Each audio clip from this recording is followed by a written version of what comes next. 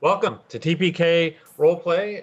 I'm your GM tonight, Fazul, and this is part 4 of our Altered Carbon campaign, the Atrium of Aquarius. We're going to be using the same rules we've been using for the first 3 sessions, which is the Altered Carbon RPG produced by Renegade Game Studios and Hunters Entertainment, which is available on DriveThruRPG if you want to check it out. In terms of trigger warnings, the best advice I can give is that if you're okay with the Altered Carbon TV show, you'll be okay with this.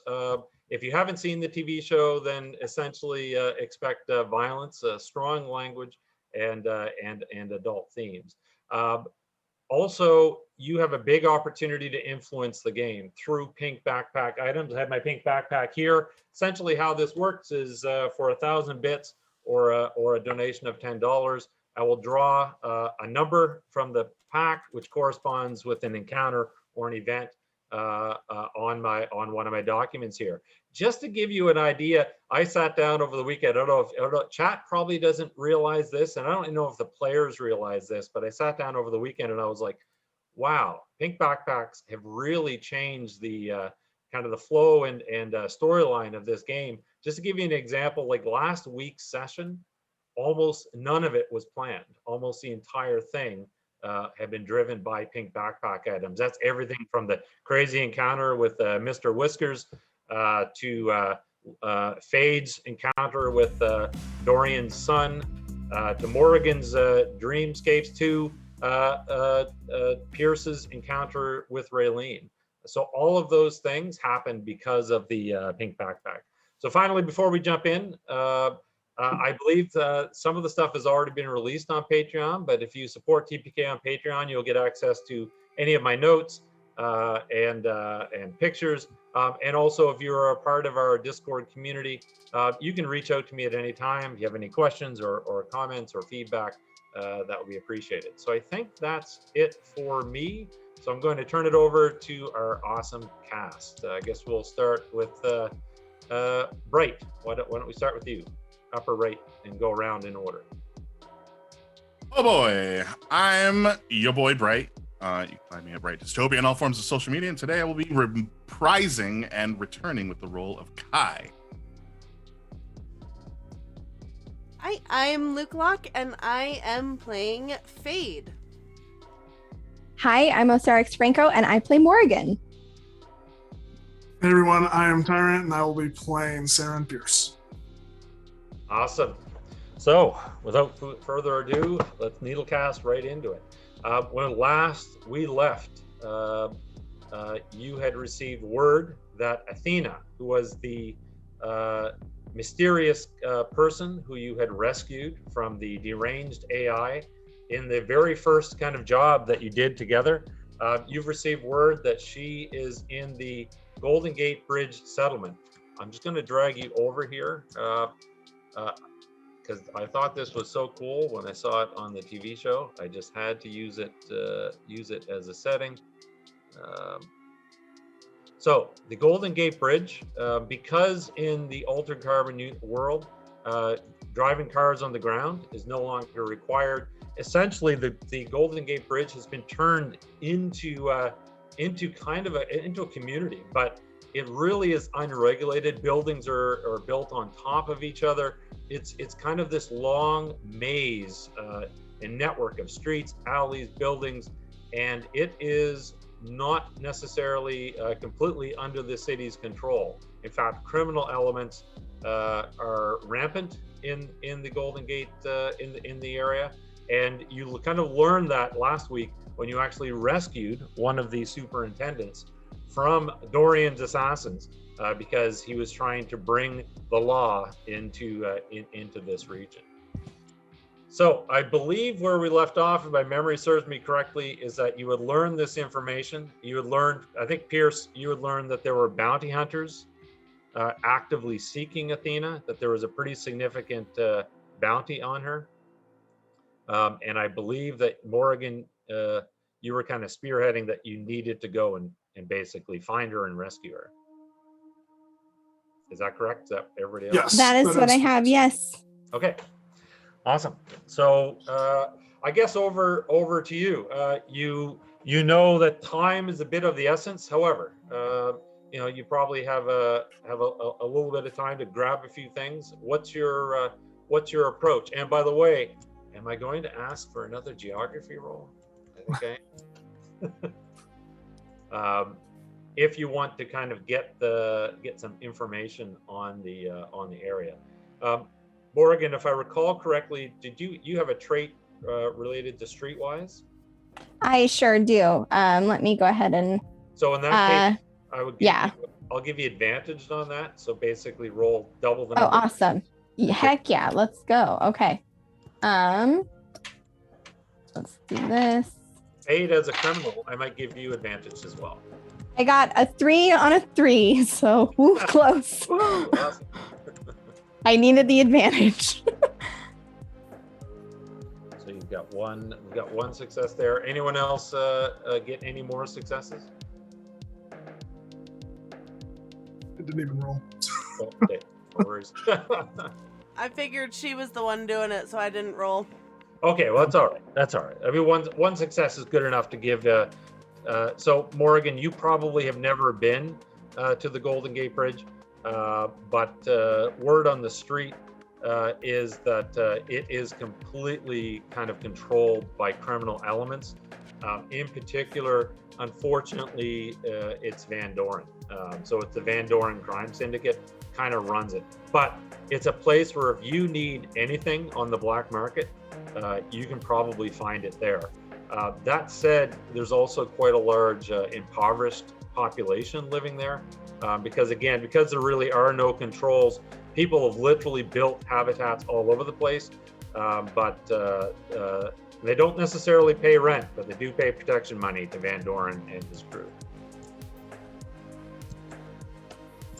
Yeah, so my understanding is that Saren messaged and Morgan kind of turned to Kai and said, we gotta go, but we gotta find this girl and Kai in turn messaged Fade, arranging to meet up, probably not in the slums themselves, but like coordinating just outside to kind of make a rendezvous. Morgan would turn to Kai and just like, as they're making their way, hailing a cab, do you need anything from your place, or are you gear up? I don't know. I've got everything I need on my person at all times. Resourceful. Okay. Great. Yeah. Okay. Yeah, I should be fine too. You got your squeezy? Yeah, and she'll absentmindedly reach into a pocket and flip it out onto her palm. Fade, when you get the message, just a reminder in case people didn't do it last week, it of course comes to mind for you that this is Van Doren's territory, and you did blow him up last week, although he doesn't know you did it. I mean, he doesn't know it was me. I'm sure eventually, given enough time, he might be able to track that down. Yeah. But in my mind, it's not soon enough for that to have happened. In my mind. Yeah. But yeah, I assume that I am safe since I was completely wearing a different face, different like image. That's right. So I will be a little extra jumpy.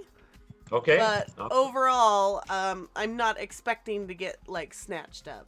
So I'm going to give you a little bit of because of your criminal background and the fact that you're always augmenting your sleeve, I'm going to say that you probably have been there because if you want black market items, it's where you go. So if you're buying black market stuff, you probably have a few connections there. Absolutely. Question, GM. As I make my way over, I want to clarify. Was I able to get the AI better working? Yes. Yeah. We'll say you can do that because in my mind it wasn't really broken. It was just turned off essentially Right. and Okay. snatched away. So now that you found it, the technology is pretty straightforward. You can activate it, and in fact, Brittany will appear in the real world. I'll just go to your, and don't forget, you also, just as a reminder, you have your canine sentry dog. Mhm. I'll just drag us up here to your workshop for a second. Grab Brittany. Yeah, I just want to make sure that I can bring her along. The sentry dog I'm going to set just to guard the place Yeah. in general for now. But yes, quickly after I alerted Kai and Fade, not knowing that Kai was with Morgan, I would have packed up a small bag and headed out myself. When Brittany appears, she takes a few minutes just to kind of adjust. It's been a long time since she's been out in the real world, but she'll kind of follow along behind you as you're like grabbing gear, putting in the bag, and she'll, as you kind of zip it up and are ready to go, she'll say, I can help. Of course. That's why I'm bringing you along. So do you want to bring the AI emitter? Yes. She'll be, and that takes her by surprise a little bit. She'll say, she'll starts to say our father, but she'll say your father never brought me along on assignments. I was kind of his operations center.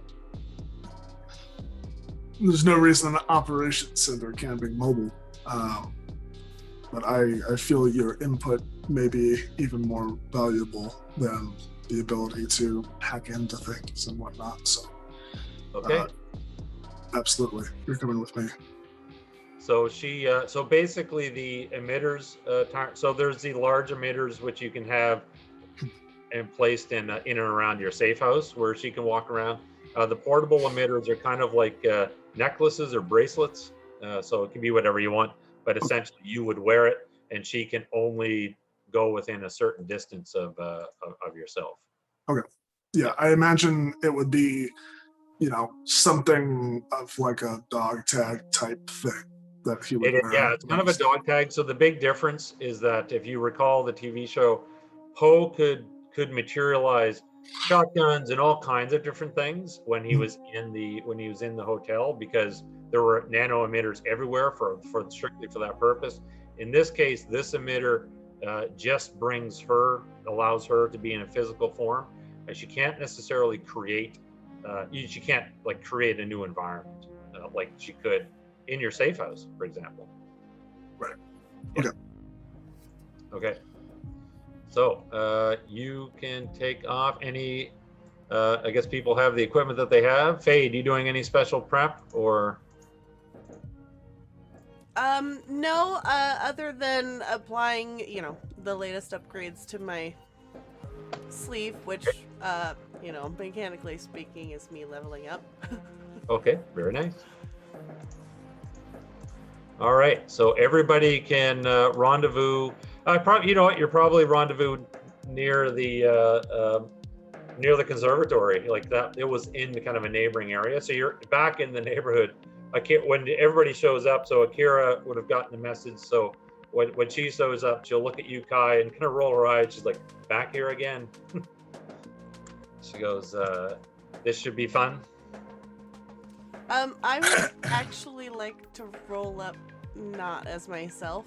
I am going to be some transient man, similar to the ones that we saw collected along the wall. Just kind of shuffling and watching them, trying to overhear the conversation. Oh, the girl.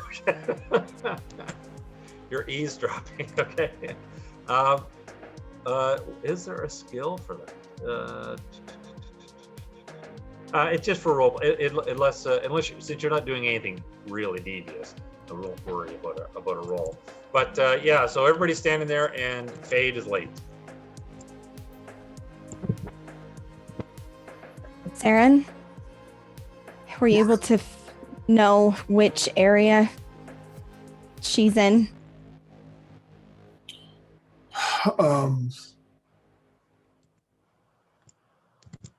No, just in the general Golden Gate area, the slums. I don't believe anyone has found her yet, but there are operatives out. Okay. I'm not familiar with this area. I don't know. And I know that this might be challenging, but could you look up reference to something called the Sanctuary? Well, Yeah. I can tell you something about this area. Akira says, she walks up. The moment we open fire, we're going to have Dorian's thugs all over us. This is not, we're walking into the lair of our enemy, so to speak. We need to be smart about this. Where in the hell is Faith? If anyone who's going to be familiar with this shithole, it's going to be her. Did we contact her? I did. I figured having more people. She's probably In our loop. she's probably finishing her cake. A transient looking man is gonna come up in like just grody looking clothes. Or just Truly, this is the dankest. oh, sorry. dungeon. You guys have any extra credits? No, man. Oh, Akira will you're give pretty you credit. one. You're pretty one. Oh, thank you, ma'am. You're so kind. Go- You're so kind. So You don't want to kind. be here. So Go kind. get wasted, she'll say. Yeah. Can I roll a read person on this? Yeah, sure. Yeah, go ahead. Oh God, what is my read person? Terrible. Yeah, it is terrible. Let's see. Swoop. That's not.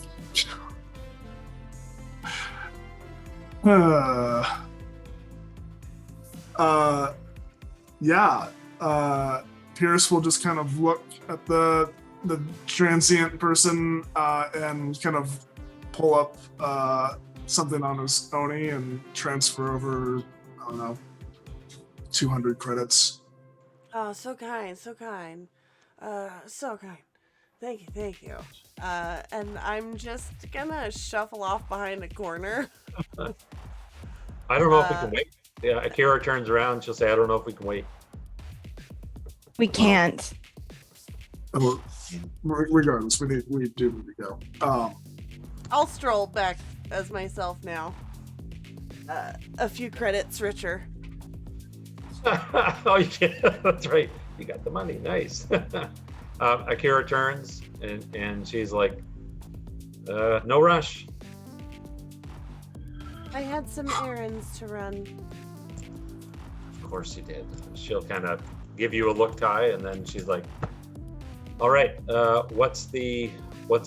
Oh, there was a pink backpack item. I forgot all about it because I bought it." Do that. And no, that's not the one I was looking for. That's not the one either, but I know which one I'm looking for. So this is an example of how a pink backpack can affect. It's always good to see how it can affect the game. So you kind of got your gear. You move to the edge of the Golden Gate Bridge when Kai, the Black Ops feed that you have, it comes online. Where is my thing here? There we are. Yeah, so basically, as you're approaching the bridge and you're getting ready to ascend or walk into the maze of buildings, the Black Ops portal that you have access to, it goes online in the sense that it goes into active operations mode, and you realize you've been added to a Black Ops team kind of by default. So essentially, there's a team that's in deployment, and you're on it, even though they don't necessarily realize that you are. But you're just folded in. Things are coming online like drone feeds.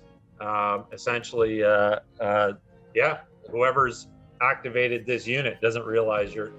They either A, don't realize you're a part of it, or B, they do and don't care. Excellent. Kai will immediately start listening in on the radio frequency or comms. Yeah, in fact, you don't need to make a roll. Very quickly, as you're listening in on the feeds and looking at objectives, you realize that the first wave of the drones are going in. Basically, drones are small. They're basically monitoring devices, like small spheres with thrusters that kind of, just like drones today, that are primarily used for reconnaissance. You notice the wave of drones have been deployed. Target is the Golden Gate Bridge. There's a Protectorate The whole operation. bridge.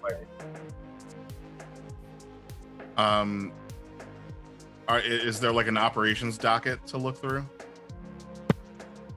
Yep, you can take a look through the target, and it is not a search and destroy. It's a search and capture operation, and this image comes up.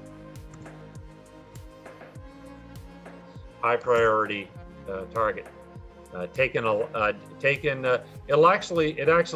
Probably a bit unusual. Normally in these capture things, it's okay to destroy the sleeve. Like usually it's like capture the DHF, who gives a crap about the sleeve. This one, it's a bit different. It's actually sleeve and DHF intact, must be taken intact.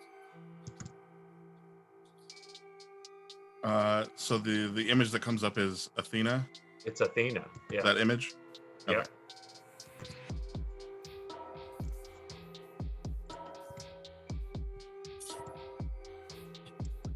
So It's a big bridge. We'll be fine. it is. And Yep. Kai will he'll say nothing at the moment. Okay. All right. Sounds good. So as you enter this area, out of curiosity, how is there? I mean, based on your character's appearance, if you were to kind of walk, this is kind of like walking into, an area where most normal people wouldn't go.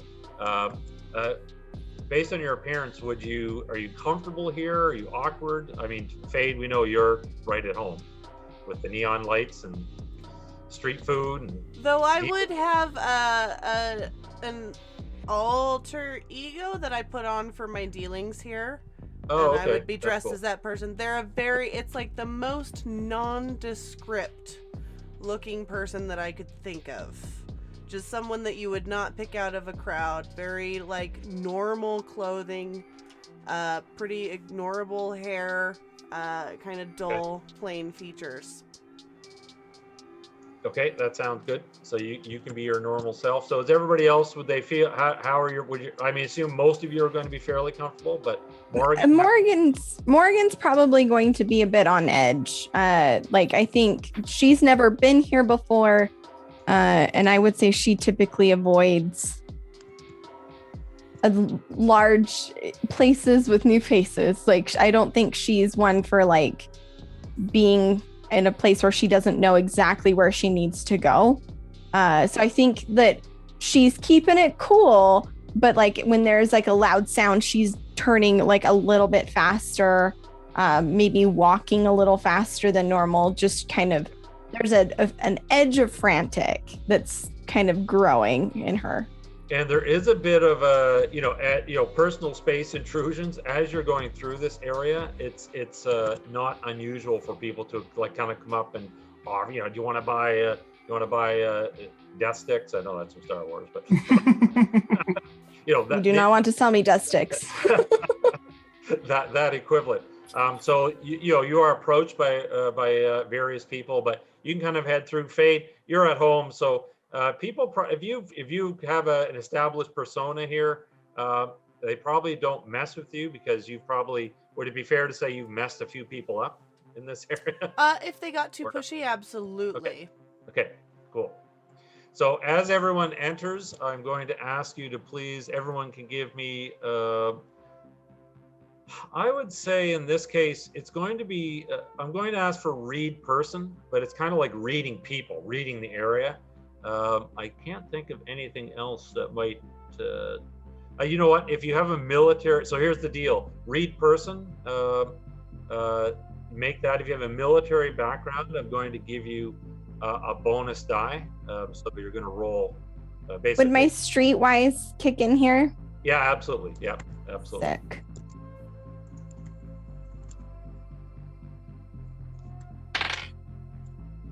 I rolled a 2.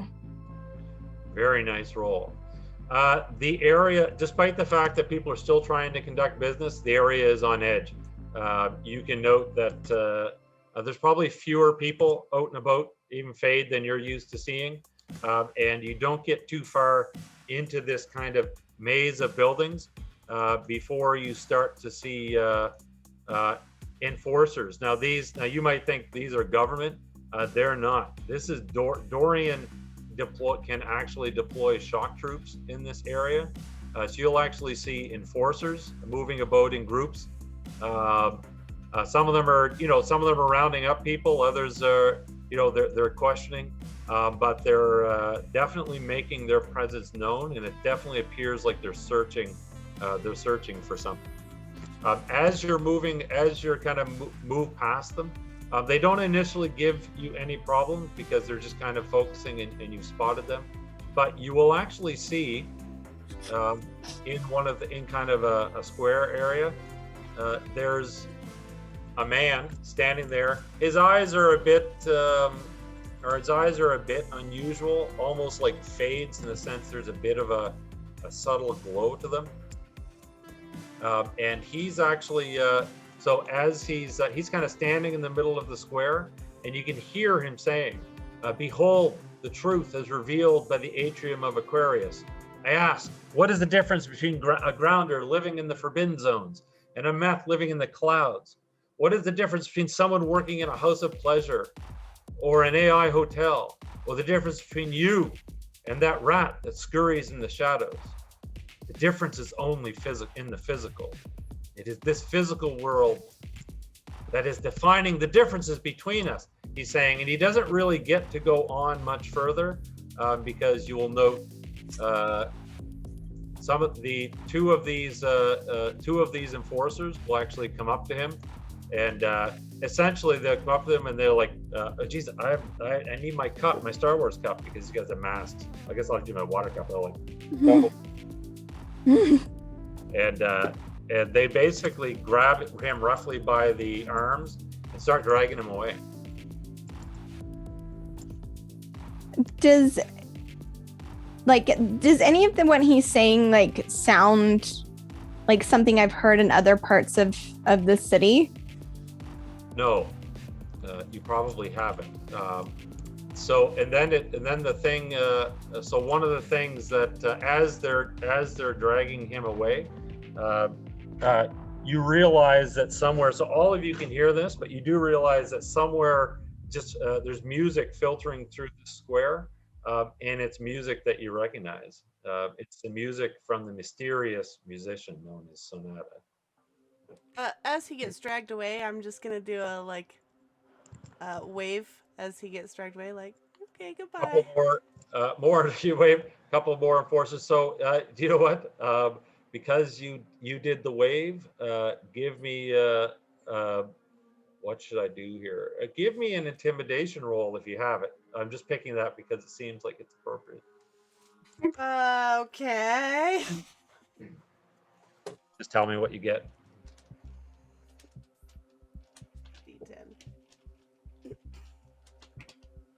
A 2.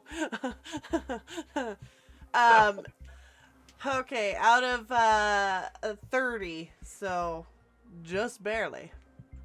Well, 1 degree of success. That is, so I don't know if this is a good thing or a bad thing, though. No, you're going to hate me because you wanted to fail it, because essentially you were noticed. So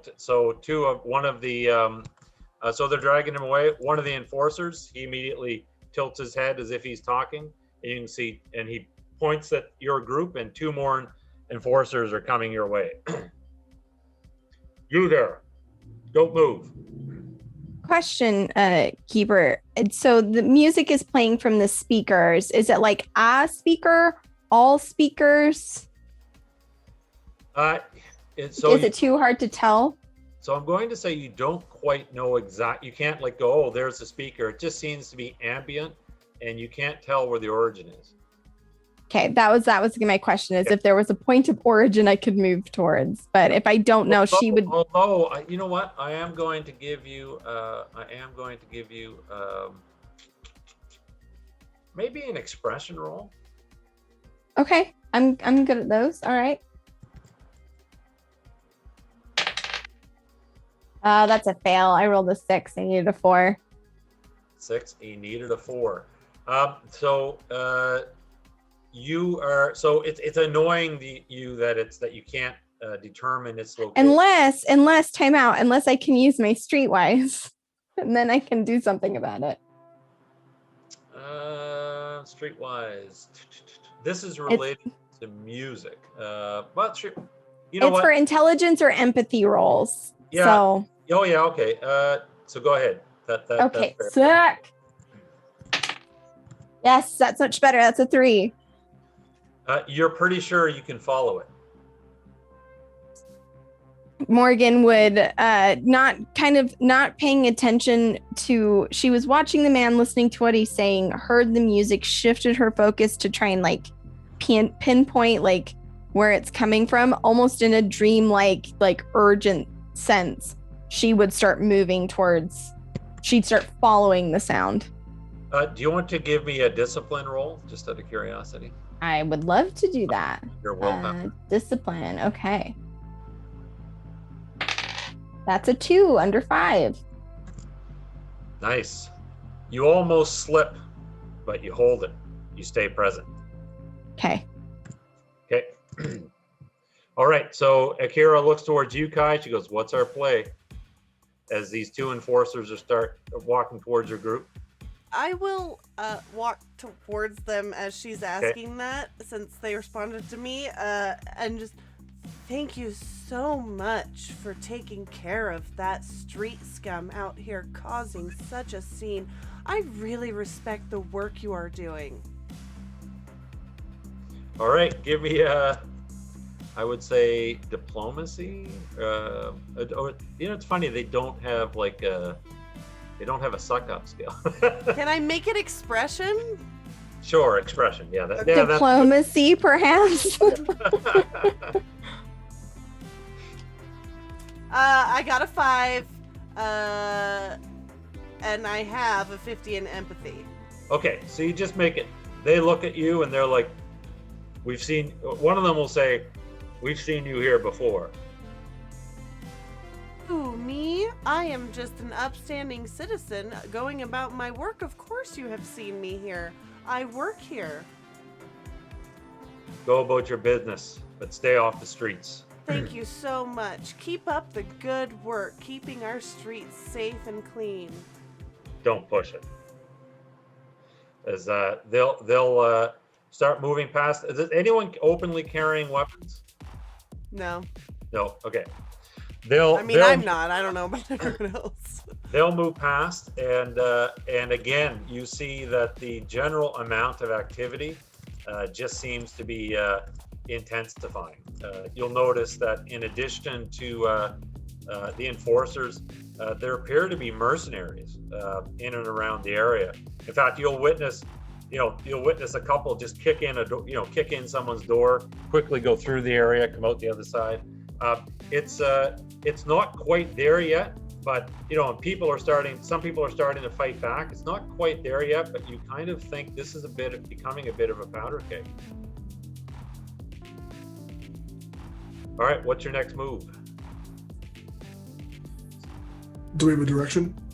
So Morgan stepped away. Like, she didn't communicate. She just started following the music. Well, when you say, do we have a direction? Akira goes, she seems to know where she's going. Oh. This is her up. Let's follow her. Okay. Brittany, as you head out, Brittany turns to you, Peirce, and she's like, "Is there anything that I can do to help?" I should. Yes. She'll say, "I should inform you that the Golden Gate, that exits and entrances and exits to the Golden Gate bridge have gone into lockdown moments after we entered." Oh, good.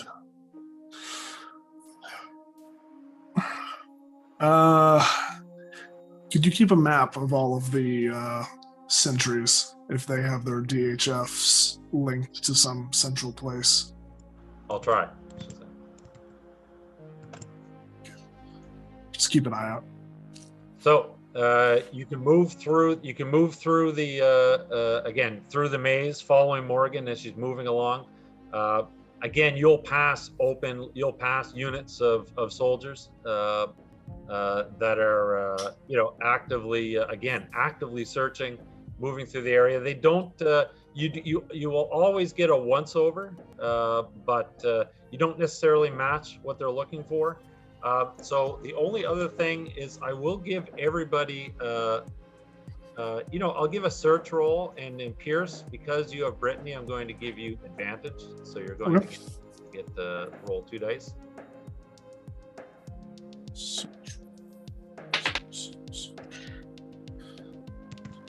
Got a 6. I needed a 5. Dang it. 6. I get a 1. Oh. You got a 1. Interesting. So as you're going down the street, you notice Brittany will say, detected some activity you might be interested in. So you probably have on your Oni, you can probably see like a layout of the streets. So Brittany will be constantly kind of feeding you information. So she'll highlight a side street, and you can look as you're going down. You can see that there's let me grab the images here. You can see that there's a transport. Essentially, it'd be more. It's not like a cargo van. It's more like a military transport, like an APC type thing, like a flying APC. You can see it's parked on the side street. You can see that deploying from it are what look like corporate goons. I'm sorry, it's taking me so long to get the picture here. The logo on the side of the vehicle is Psychosec. If you recall, Psychosec is the organization. That's the logo that you saw on the building where the AI was operating. But if you recall, the logo had been faded. But you did get information that the AI, whose name was Dr. Locks, had been employed by Psychosec up until about 4 years ago. You note that Psychosec is now, so you can see corporate goons are deploying. There are some of these enforcers that approach them, but they don't appear to be adversarial. In fact, they appear to be working together. Over everyone's Onis, we have a convoy of Psychosec goons that have just arrived. I'm guessing they're here for what we are. So Kai, this now, nobody else does, that this now means Dorian's goons, Psychosec, and the Protectorate are all converging on the same location. Everybody wants this person. Of course, you only know that the Protectorate is on its way.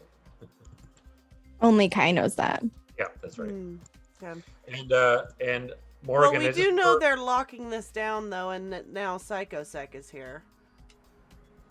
That's right. All right. So somebody is pulling some major strings to basically make sure that no one gets on or off this bridge.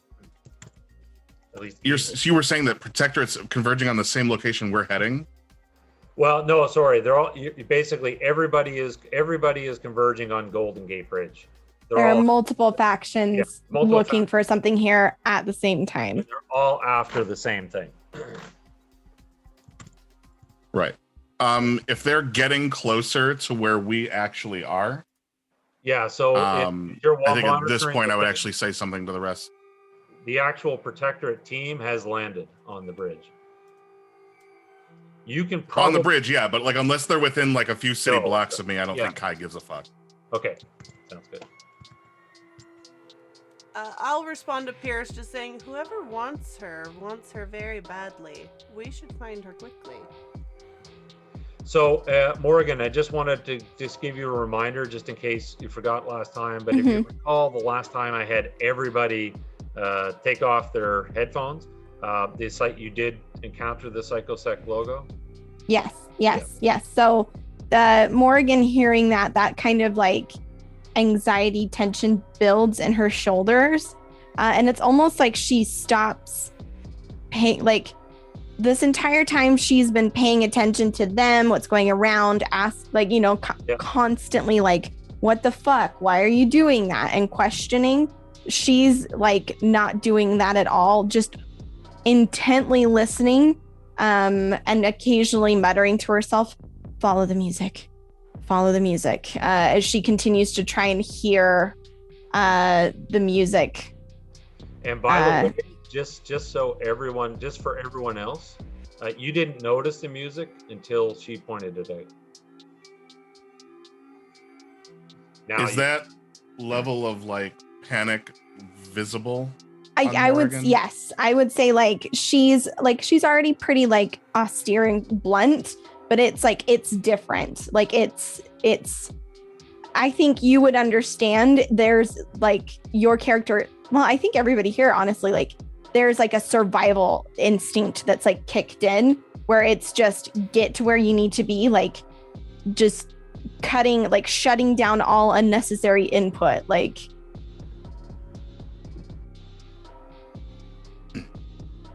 so if that's noticeable, I think Kai will snap his fingers near your ear to get your attention. Oh, don't let the adrenaline get to your head. Center yourself. Done jobs before, get used to it. Wrangle it in.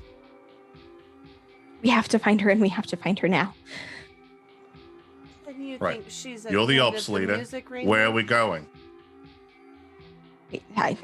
There's a sanctuary here. I don't know where it is. I just know to follow the music. Right.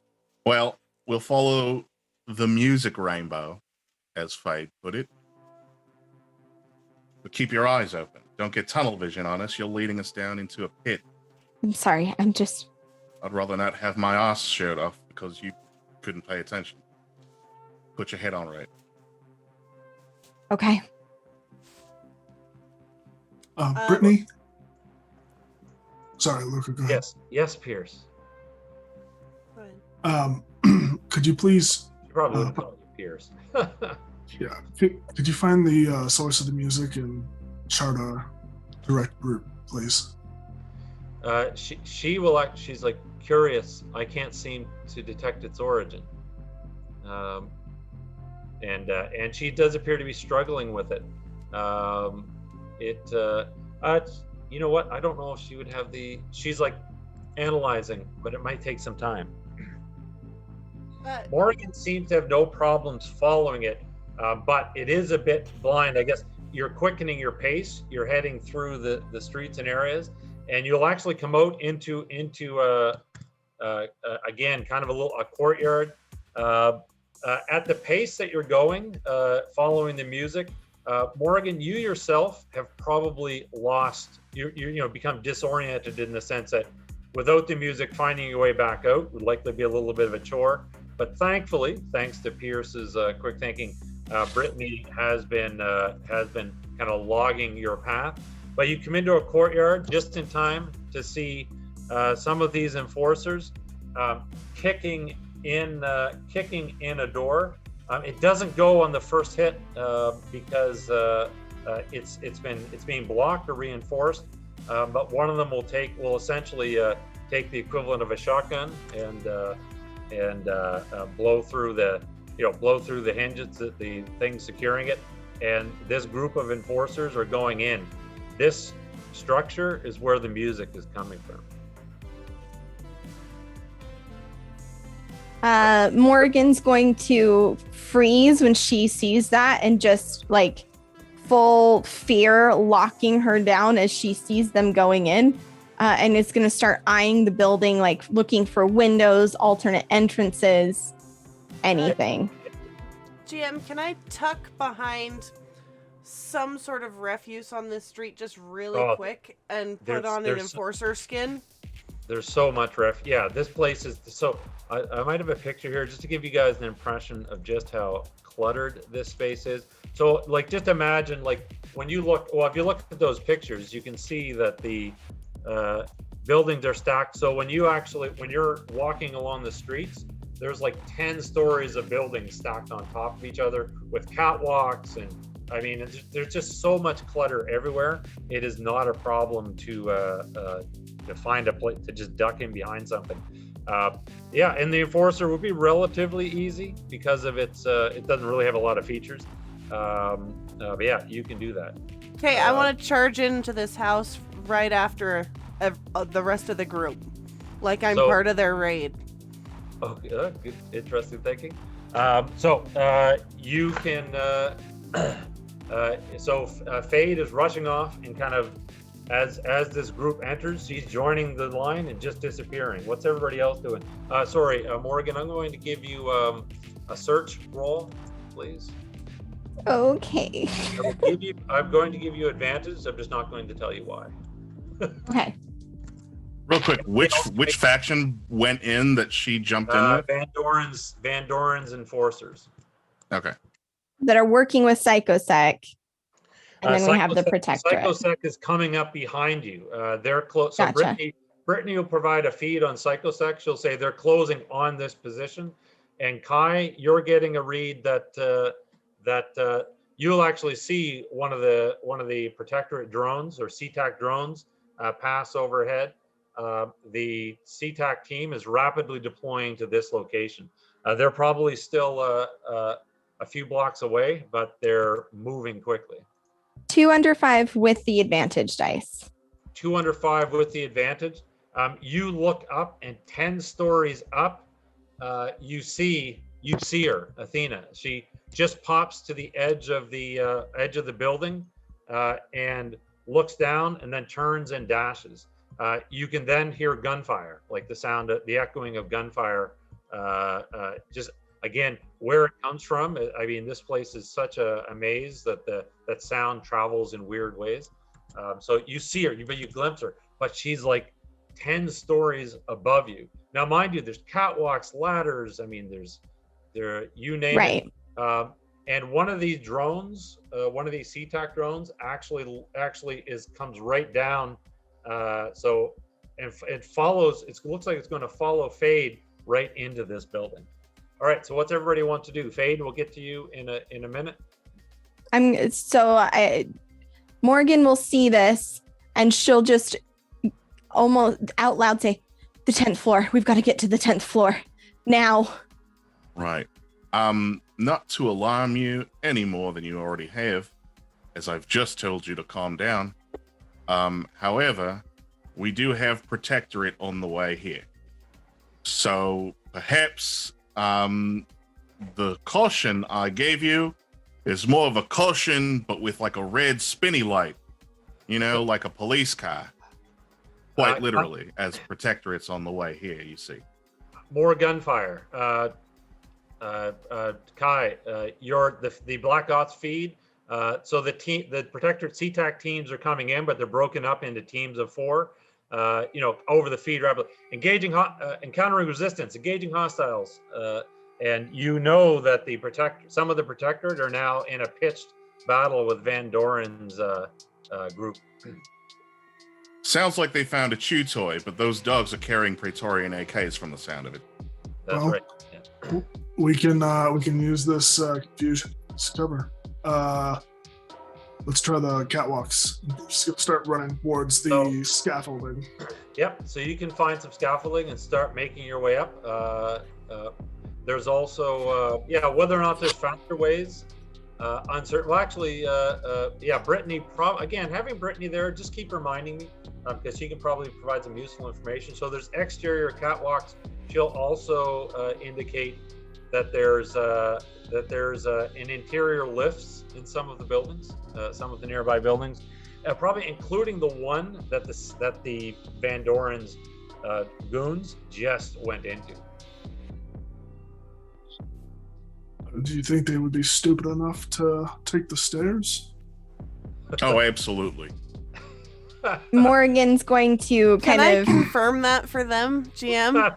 Oh yeah, you're listening. Yeah, so you go in there. So as you enter, let me drag you over here. Since I'm literally going along with these guys, like hut hut hut hut, just right along with them, Yeah, so- raiding this building. So you enter. As you are inside, you'll see that it has the ambiance of the place is not a church, but it's definitely almost it has that element to it. It feels like a sacred, not a holy place, but a sacred place. As you're, but very kind of Spartan, not a lot of detail. But there's a gentleman there. He looks very alarmed, very concerned. He's trying to. The first thing that happens after they blow the door and come in, is he comes over and he tries to basically run interference. But I am going to do a bit of a pasting here. You can see that in addition to the goons, Van Doren's son is here, who you have an acquaintance with.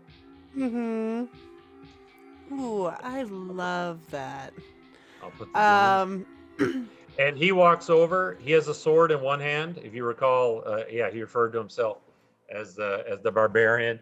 But he walks over. He grabs this guy by the throat, literally picks him effortlessly off the ground, slams him into the wall, and he'll be like, and he's like, "Where is she?" And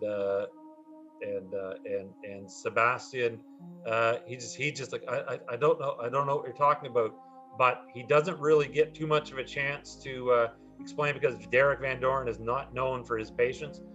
You can see he brings back the sword. Now, whether or not you want to do anything, that's up to you. But he brings No, back. Fade's just watching, and she's like looking around the building. And he just chops this guy in half.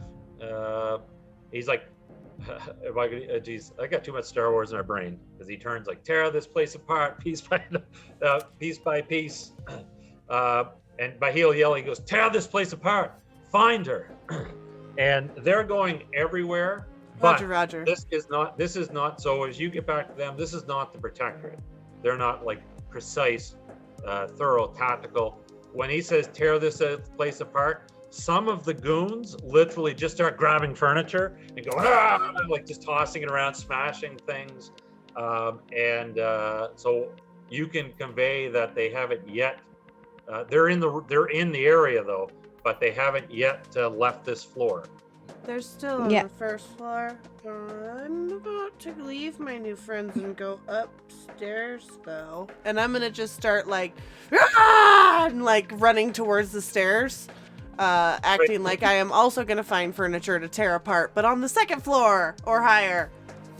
So as you are about to leave, and I'm assuming everybody else is at this time it's actively climbing the building, so you'd be almost... Morgan the second like Saren was like, let's head for the like catwalks, Morgan took off. Like she is like moving with an intensity and purpose that they only saw once before, and it was back at the Psychosec lab when they first saw Athena. Yeah. And one of the guys, so as you're about to take off, Fade, one of the goons, as they're smashing things, one of them kind of pulls back a panel that's kind of, it's central. So if you picture kind of a long, narrow room that's dark, maybe has some columns, very serene and tranquil. The very back wall is actually a panel, and one of the guys goes, "I found something." And he just kind of roughly pulls the panel across, and all of a sudden the room is filled with luminescence. So picture light being shone through water, as the whole room just takes on this underwater kind of scintillating light feel, and you can see probably the most beautiful creature that you've ever seen in your life.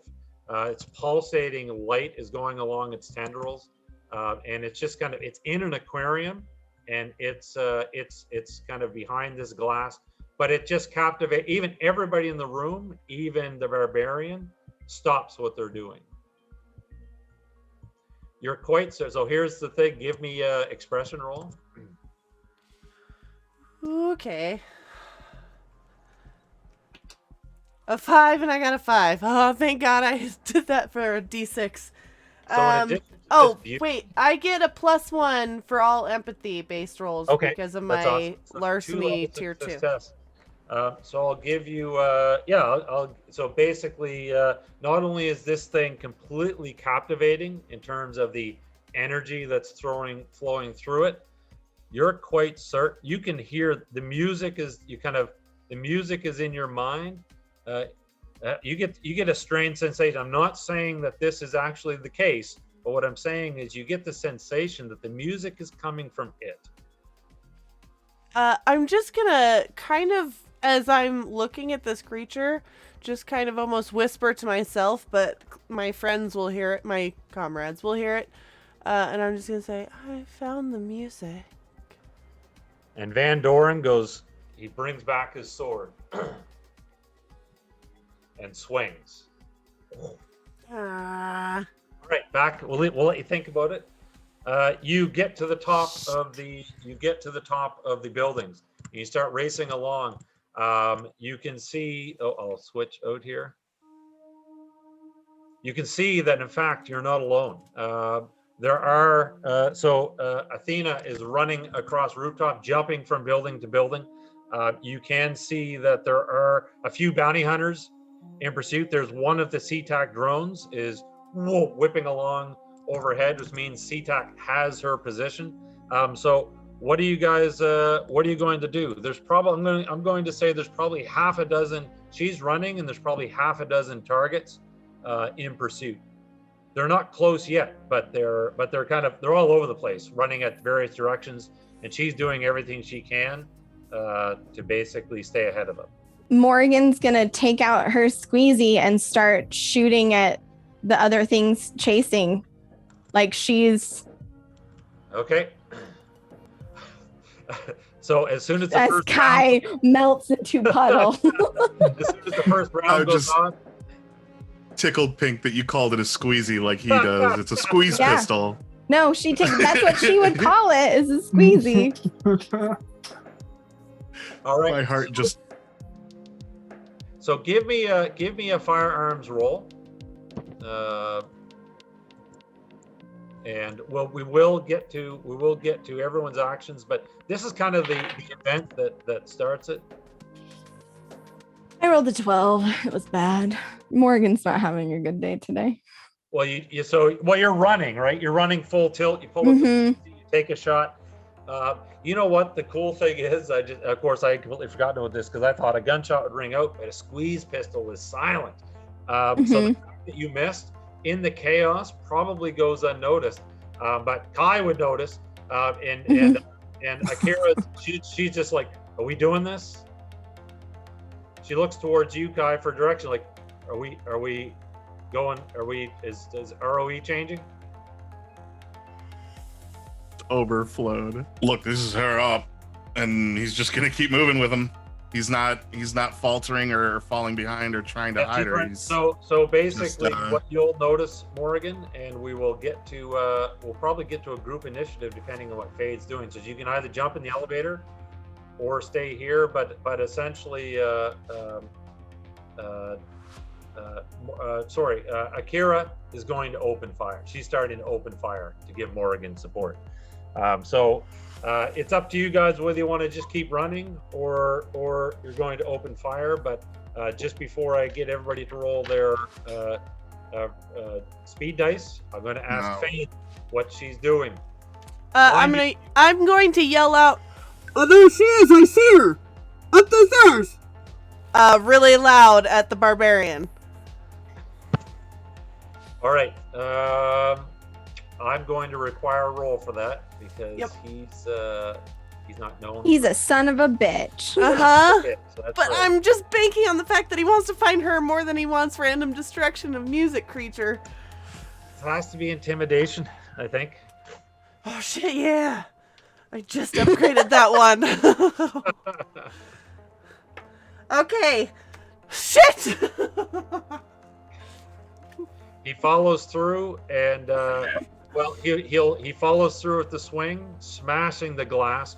Water starts to pour out, but he did hear you, and he'll turn and he'll say, "Then fucking get her!" And he'll just go, and they don't.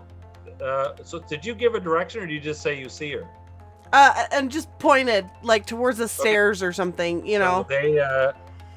So they all go. And again, you can tell me how you react here, but as the water is flowing out, the creature is like it's reaching out towards the bear. It's like reaching out, trying to touch the barbarian, but he turns and walks away. But the plant seems almost actually, unlike a plant that if you drained like an underwater plant, or if you drain water, nothing's going to happen. This is acting like a fish out of water. So you can see its tendrils are going, the energy is pulsating, it's dying. Yeah, can I go up once everyone reaching. like filters out of this room? I am going to just go up and just try and pick it up. How big is it? Well, it reaches out towards you. It's actually be the size of like its body would be the size of a beach ball, and it's So it's like a giant octopus, right? That's right. Yeah, that type I'm gonna of just thing. try and scoop up this octopus. Yeah. So the moment you touch it, the tendrils. As soon as you touch it, like the tendrils wrap around your hands. And I'm going to get you to make probably a composure roll. Shit. Okay.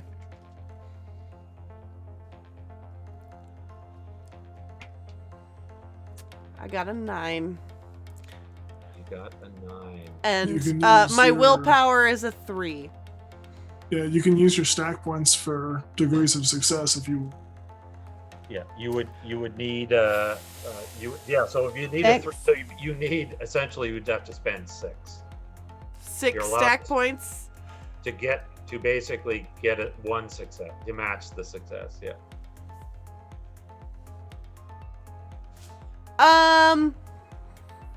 Can I pause really quick? Well, yeah, we're gonna go And ask turn on- my fellow players just out of character, because I don't want to wreck what they have going on, but I have deliberately left my willpower stats untouched because she is not composed and does not have discipline. However, Girl, you do what feels right to you in this moment. Okay. I got you no matter what you choose. I will not use the stack points to have a success with composure. Okay. All right. Very cool. I'm gonna come back to you. Very Leave you good. hang. Okay, up above, speed dice. So just remember, 1d6 for every point of perception, and you get to pick the order in which you use them, and it costs a speed die to do every action. Oh yeah, I'm just dealing with goons up here, so I'll just I don't have a lot of necessarily speed dice. Oh, but yeah. So make a roll. So on the first round, I'm actually going to use. So these guys are all running the CTAC thing. So I'm actually going to use a 1. I happen to roll a 1, so I'm going to use it. I'm using one of my ones as well. I'm going to use a 1 as well. Okay, Kai. I'm gonna use one of my 2s. Okay. So there are a total of 6 goons or bounty hunters, like just combination of things coming in from different directions. There is one CTAC drone overhead, kind of scanning the whole situation. So on your first action, because nobody has actually been killed yet, and the zip and the nobody's kind of really aware of what's that you were firing on them yet. On the first action, I'm going to give you advantage on every roll. Wait, I was telling Tyrant earlier that I was told over the weekend I was too lenient as a DM. No, you get disadvantage on every roll damage. Morgan's going to I'll just go really quick because it should be fast. Yep. Morgan's just trying to catch Yes. She's just if there are and not trying to be sneaky about it either. She's moved into a full fucking sprint, and if anybody tries to grab or stop her, she's throwing bows, she's aiming at kneecaps, but she's just dead sprint towards this other person. This is an athletics roll, please. Okay, I can do that. Now I will, if you recall, one of the things we chatted about before. Yep. And I just rolled a 1 on the thing. So as soon as gunfire happenings, so one of the things that's going to happen in this situation, so you come sprinting through this scene. As soon as one person fires, I'm going to say 4 of your adversaries are bounty hunters. 2 of them are Dorian's goons. The reality is that once someone fires, people are not always together. They're just going to some extent, there's just going to be, some of them are just going to start firing at everybody, even at each other. So Morgan, you're just running through this as bullets are whipping all over the place. Kai and Peirce. Kai, I don't know what'd you get? Are you using a 1? 2. A 2. So Peirce, you're up. Peirce, who's running along behind, not quite as fervently as Morrigan, kind of reaches up and taps his earpiece. Brittany, get me access to the deck. I won't control that drone.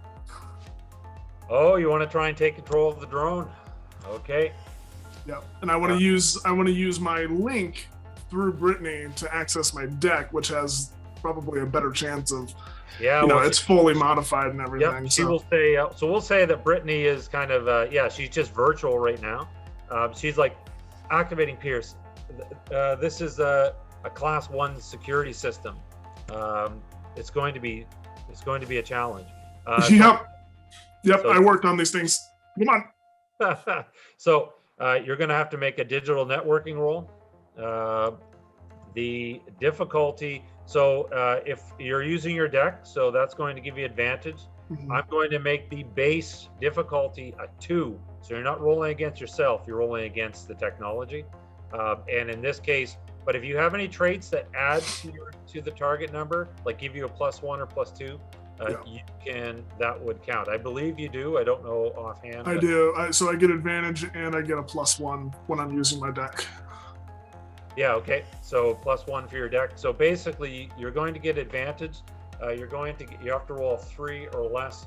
Don't forget, you can spend stat points. Yeah. I got a 2. That's all you need.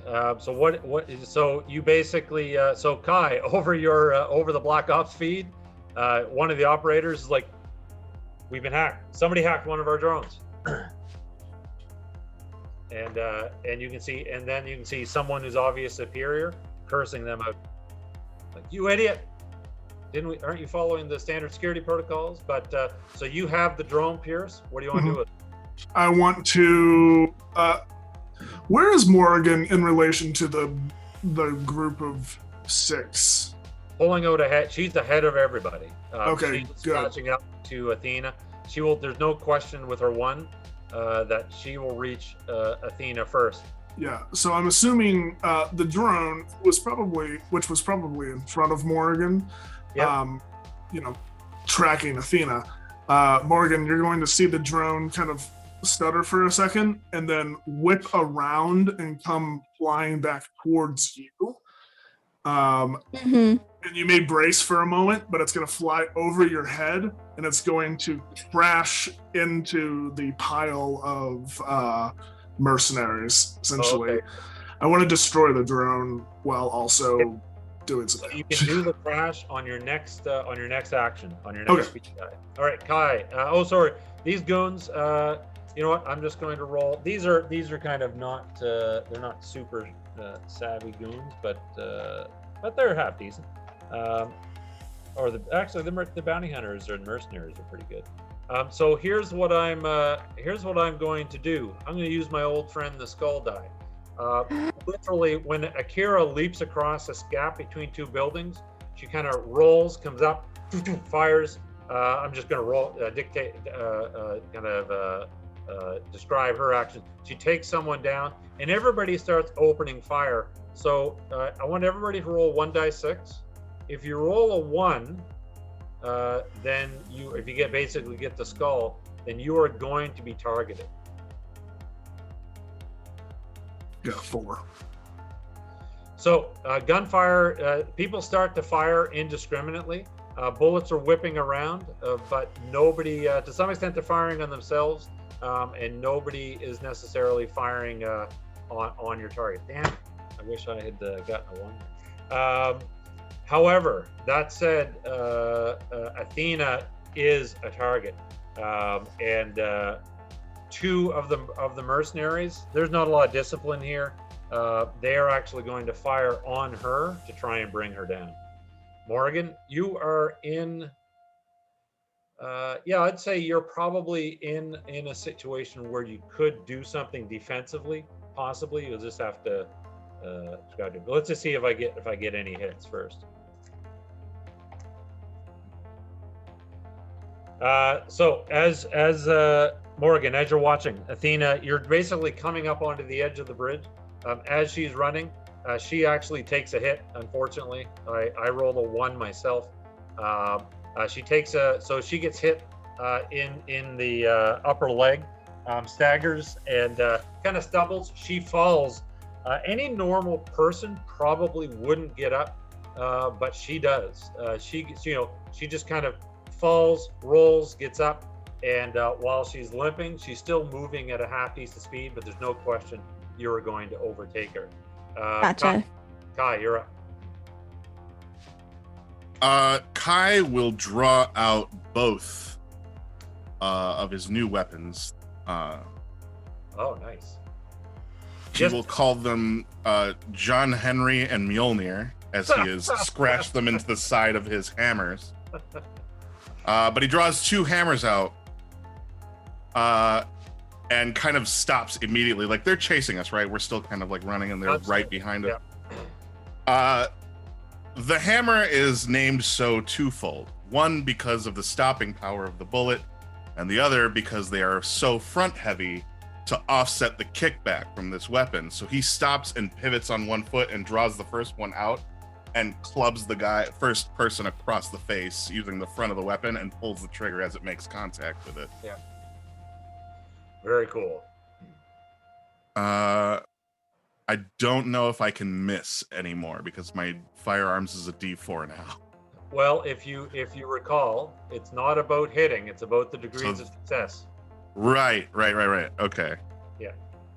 Because just getting 1 degree of success and doing 1d8 damage isn't really going to take down isn't going to take down anybody. So the sweet spot would be like 3 degrees of success. 3 degrees. I got a 2 under 50. Oh, so yeah, so that's good. So basically that's 3 times the damage of whatever you're doing. And what is this weapon? Let's see, those are D12s. So while you're looking that up, I am going to switch back to Fade just for a moment. And what I'm going to do, I'm actually going to ask. Could I ask everybody except for Fade just to take off their headphones for like 30 seconds? So Fade, you touch this creature, and immediately the physical connection goes beyond the physical. All of a sudden, you are suffocating. You're dying. You can't breathe. You're feeling it's basically you've become almost one with it. But something even stranger happens and this is where I'm going to have you do it. So as they're you're actually feeling what Morrigan feels. You're seeing what she sees. You're feeling what Athena feels. You're seeing what she sees. She just got shot in the leg, so you feel that pain cries out.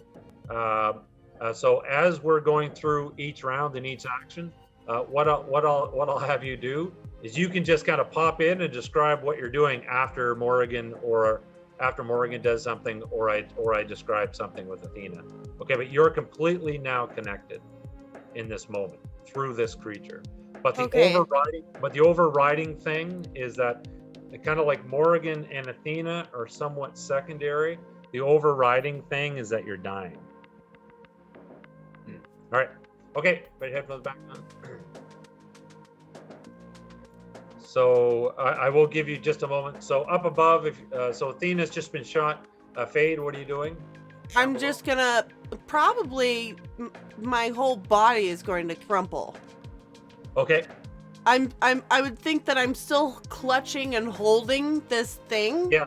So it kind of flops. You pull it out of the aquarium. It's fairly heavy. So you kind of fall to the ground. The weight of it against you. The water kind of pouring out, running across the floor, and yeah. So it's quite overwhelming. So back up on the roof. Next, so this time there's no skull dice since anybody who's openly engaged is going to be fired upon. So my next speed dice, I have a 3. I picked a 2. You have a 3? 3 for me. You have a 1. You're up. Yeah. God. By the way, did you register the damage from that no, first? I didn't. Sorry. Yeah. What was the damage? I rolled 12 total, so that'll be 36. Oh yeah. Yeah. So that guy, you just you're like, and the guy's head kind of disappears in mist. He goes down, leaving 5. The CTAC drone is doing something crazy, but you're up this round. Now, since you have a die 4, one of the things I will allow you to do is that what's your target number? If you add 2 to your 50. target, you're 50. Yeah. So if you take a 2 penalty, I'll let you fire both weapons at 2 different targets. That means it becomes a 3 on one turn. Yeah, you can fire both guns at the same time, but the difficulty is going to be 2 worse than it normally is. Gotcha. Yeah. I won't do that this time, but I will keep that under my hat. This will probably, I'm going to use this as the same damage just because it's easier, but for flavor's sake, because I'm feeling cocky with a D4 today, that second gun is going to go flying across. He's going to skid it across the concrete. And the next person running is he's going to try to time it so that they step on it and slip off of it as he activates the mag plating on it and pulls their foot out from underneath them. Very cool. Very cool. Let's roll that. So that would be a throw roll? Yeah, I guess a throw. Oh, so that's not my damn. I was using the firearm. I was trying to flavor it, and I got. Oh, you know what? You know what? If it's just I'll let it be flavored. That's fine. Okay. Yeah, I'm not a stickler for that stuff. You just do. Yeah, I rolled a 1 on the D4. So that's a 1 under 50. To describe exactly what happens. Remember, you're very high, and there are many gaps. Some of them only a foot wide, others 3 feet wide. Sometimes it's just a bottomless shaft. So you can describe whatever you want to happen. It's 4 times the damage, you say? Let's see how much damage I deal first. If I roll a 1, he might not die. No, that's a 10. So 15. So 60 damage to whoever. So yeah, he throws the gun and it kind of skids across the concrete. And as the person steps on it, he activates the mag plating, which makes him slide like a metal banana peel. And as he falls back, there's a piece of rebar sticking up out of the ground amongst all the clutter, and it goes right through the back of his helmet. And he's gone, leaving 4. Okay. Peirce, I believe you have a 3, so you're the same as me. Morgan, I believe, should. I have a should go. 2. Oh, you have Yep. a 2. Sorry, Barney. No, totally fine. Totally fine. Go ahead. Morgan is racing like. So here's the deal. Because you got your Mhm. 1 last time, I'll let you. So you can catch up to Athena this time. Okay. So I'll let you describe what you want to do. She's kind of oblivious. She's just running. Yep. But Yep. Yeah. And I know she got shot and got hit. So Morgan she's moving and like she's not sure how she's managing it. But she's gonna come up alongside of this person and like just like grab like almost hit her arm up so she can come up underneath. Oh, and give her support. And give her support and keep running. Like Okay, great. now like kind of trying to half carry this person that just was shot and try to find cover to duck behind. So give me an athletics roll. And however many successes you make it by, I'll provide that as kind of degrees of cover. So if you, for example, got 2 successes, then someone would need to get 3 successes in order to do any damage. Yeah, I'm just gonna send you a picture really quick in Discord. Double ones. You don't need to send it to me if you got a double 1, jeez. I know I do need to send it to you because I'm freaking out. Oh my gosh. Bravo.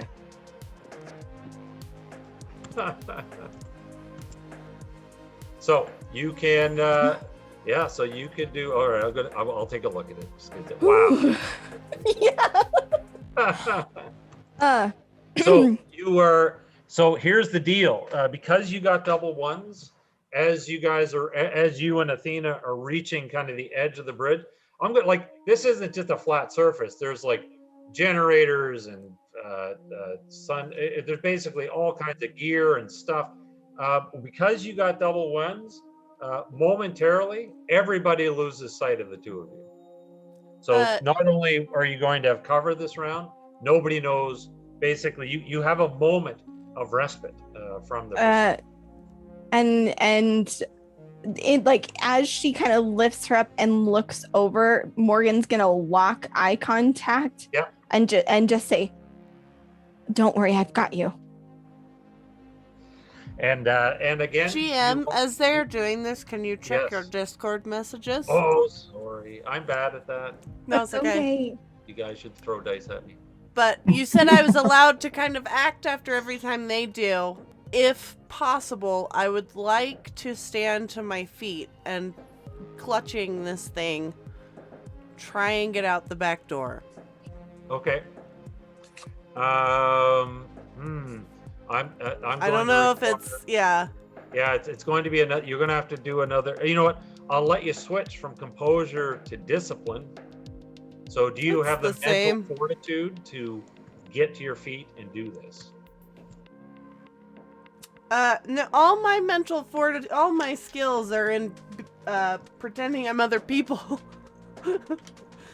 Okay. I will roll. I got an 8. For this, I will use my stack points. Okay. So whatever your target number is, you just have to subtract that and spend that many stack points. So you get to your feet, and you're not quite sure how, and you're not quite sure where you're going, right? Because imagine someone who is drowning trying to swim somewhere, right? So it's a bit of blindness, right? But you're just going on instinct. You're pulling yourself together. You're trying to concentrate. I would like to think that them running together, I am... Oh, interesting. That's a brilliant. I'm going to give you a stack point for that because that's just for ingenuity. Because the reality is they're kind of going together and running and you a part of it.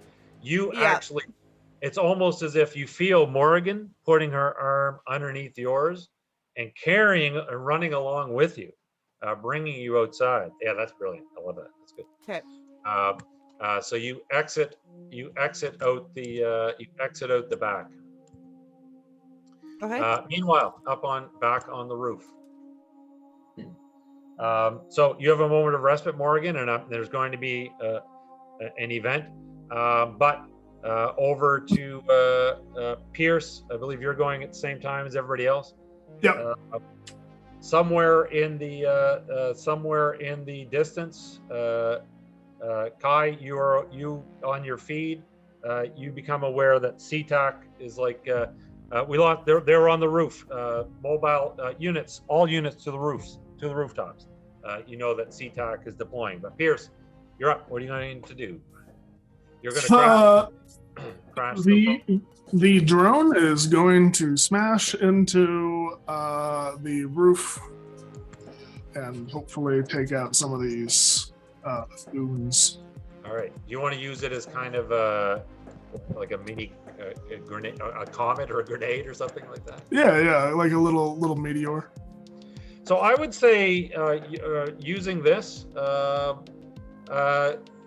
There's a part of me that thinks that it would be pilot because you're remote piloting, but in this case, I would also, since it's a computer program, I'll let you do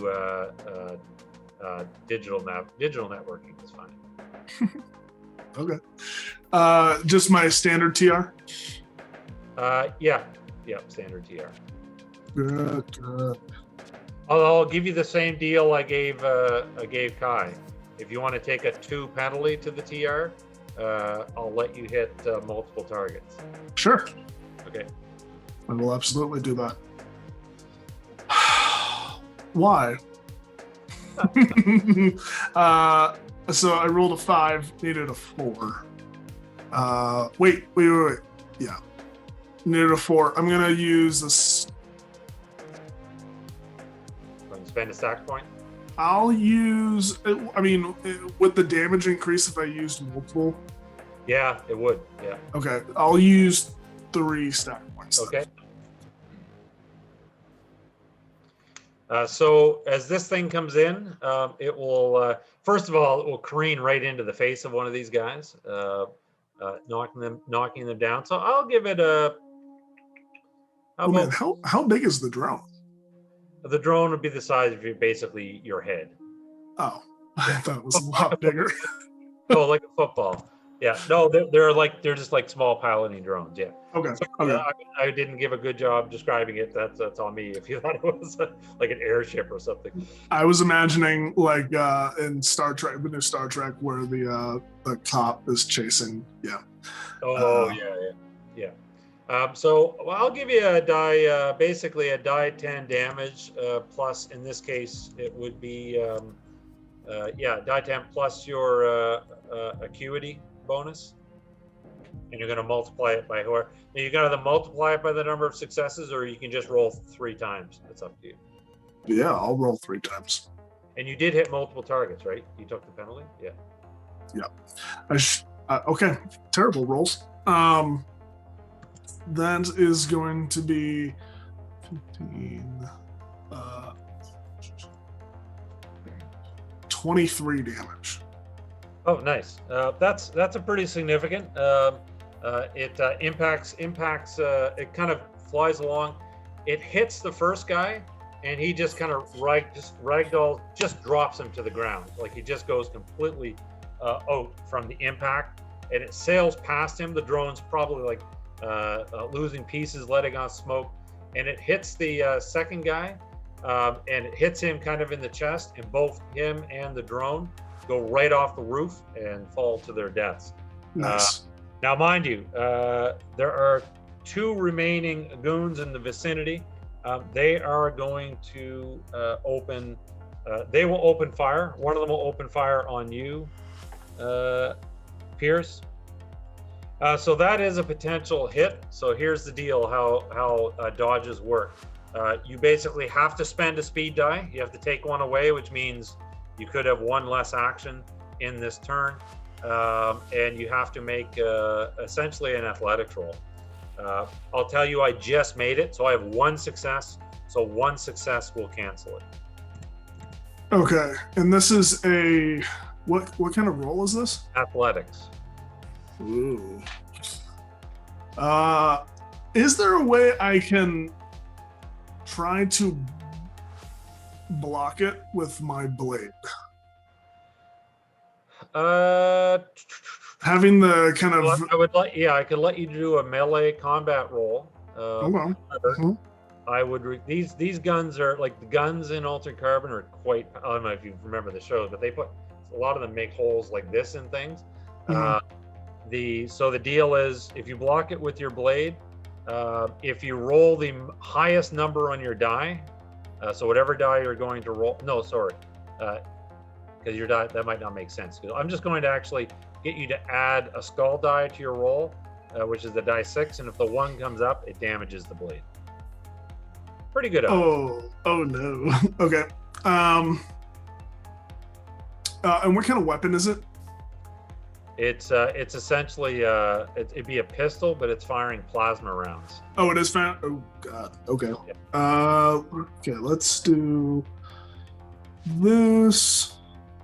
Now you write that down because remember. Oh, I forgot to remind you guys. I did send it on Discord, but I didn't say it on chat because of the great donation last week. Everybody gets a wish, right? So you can write down. You could have a super awesome blade that's impervious, invulnerable, specialized to parry bullets. I don't know. You could do a reminder for those things. But I rolled a 2 on a 6. Oh, then you basically parry the bullet, and you didn't get the skull. Oh, hold on. 1 die 6. Yep, forgot. It's a 2. Then nothing happens. There's a huge blast, but you're fine.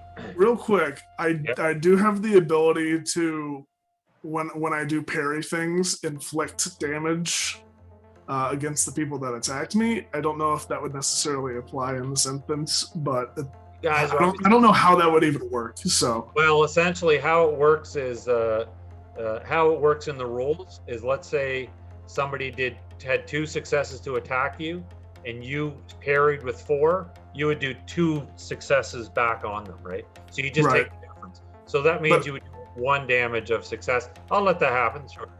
Okay, so as the plasma bolt gets deflected off to the side, Peirce spins and throws the blade at his attacker, dealing.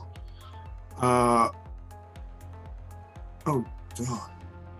god. So he had 1 success. I had 4 successes. Oh, so you're going to do 3 successes in damage. Yeah. Okay, so that is. Oh no! Wait. It's actually 6 successes because I have a +2 TR to parry. Oh, gee, you don't. Oh no! You broke our GM with your degrees of success. You killed the DM. He was like, "No, don't do it." You swung too wild and you cut his internet cable. Okay, I'm gonna executive decision. We take a break right there. Chat for the brief internet interruption, but everything is stable for the moment, so knock on wood. And we're right back into it. So when we left off, Peirce, you had swung around, you blocked a plasma blast, and then threw your sword at one of these goons. It goes right through them. I forget how much damage, but it was stupid, right? Like 60 something. Yeah. So stupid amount of damage. And just to be cool or mean, the sword, he kind of takes it and goes flying right off the edge of the Brooklyn or the Golden Gate Bridge into the nothingness. Sorry. And so did I get everyone this round? Kai, did I get you? Kai has not gone, according to my notes. I'm saving you for the end. According to her notes, I have not gone yet. Okay. Thanks, nerd. I'm out of silly shit to do. So I will take you up on what? So here I'm going to set this up. There's one bounty hunter. He's running along. He's lost contact with Athena. And what he does is he looks at you because, and he takes his. So he's going to go at the.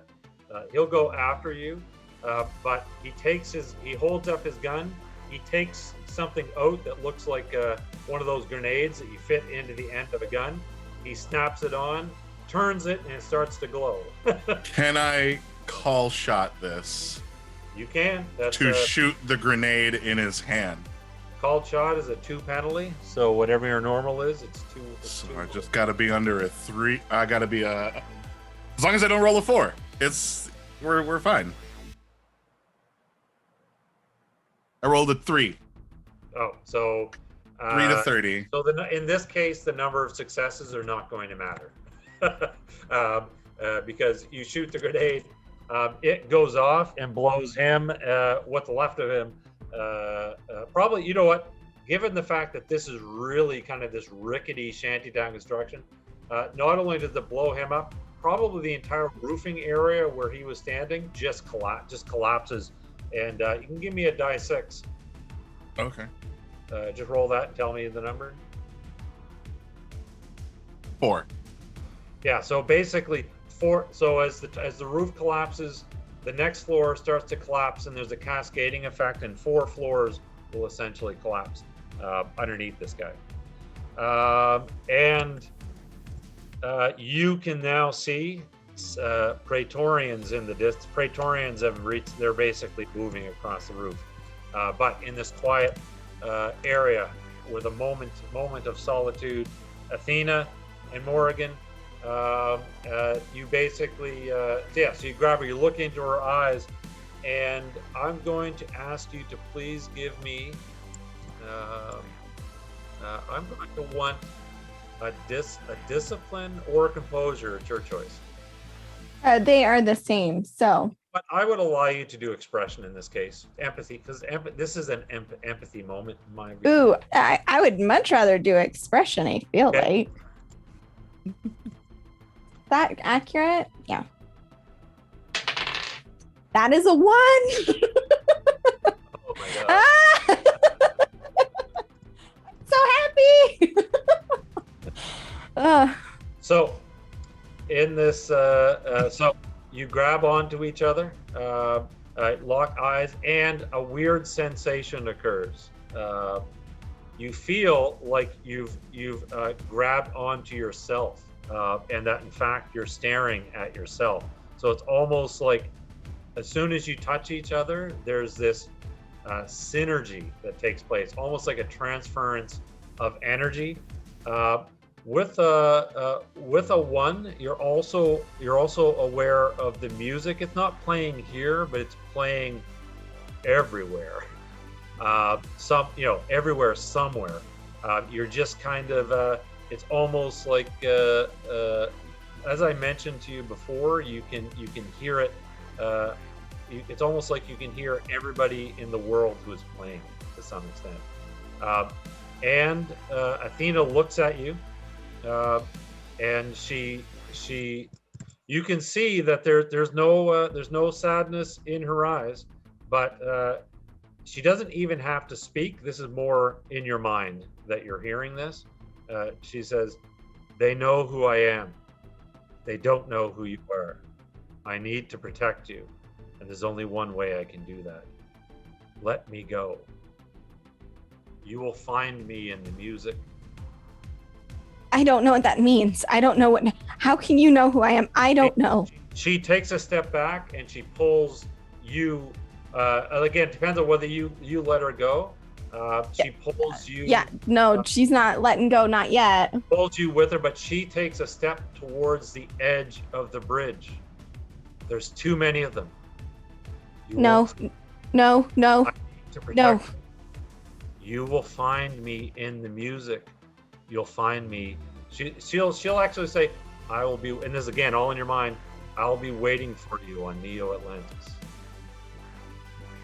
And she takes another step back towards the edge. If she is she like pushing hard against this, or is it like a soft? So here's a weird thing. I'm going to actually get you to this is going to be a composure roll. Yeah, thank you. Thank you for not leaving it up to me. I got a 3 under 5. So she is absolutely going to step off the bridge. She wants you to let her go. You want to let her go because her thoughts are your thoughts. Right. But your thoughts are also her thoughts in the sense that she doesn't want to let you go because you don't want to let her go. Right. It's like there's like a swirling. There's a swirling. There's almost like a tearing.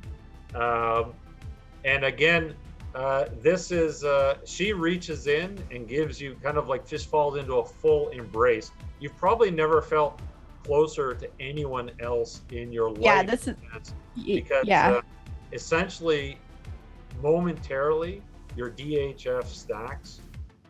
Actually, the energy, the energy is traveling through your body, through her. So essentially, the DHF stacks are linked. The energy that's in them is linked. And she, again, just the whisper, I need to protect you. Let me go. If she like kind of unfolds from an embrace, Morrigan will just kind of hold her hands out in front of her and just look at them and look at her.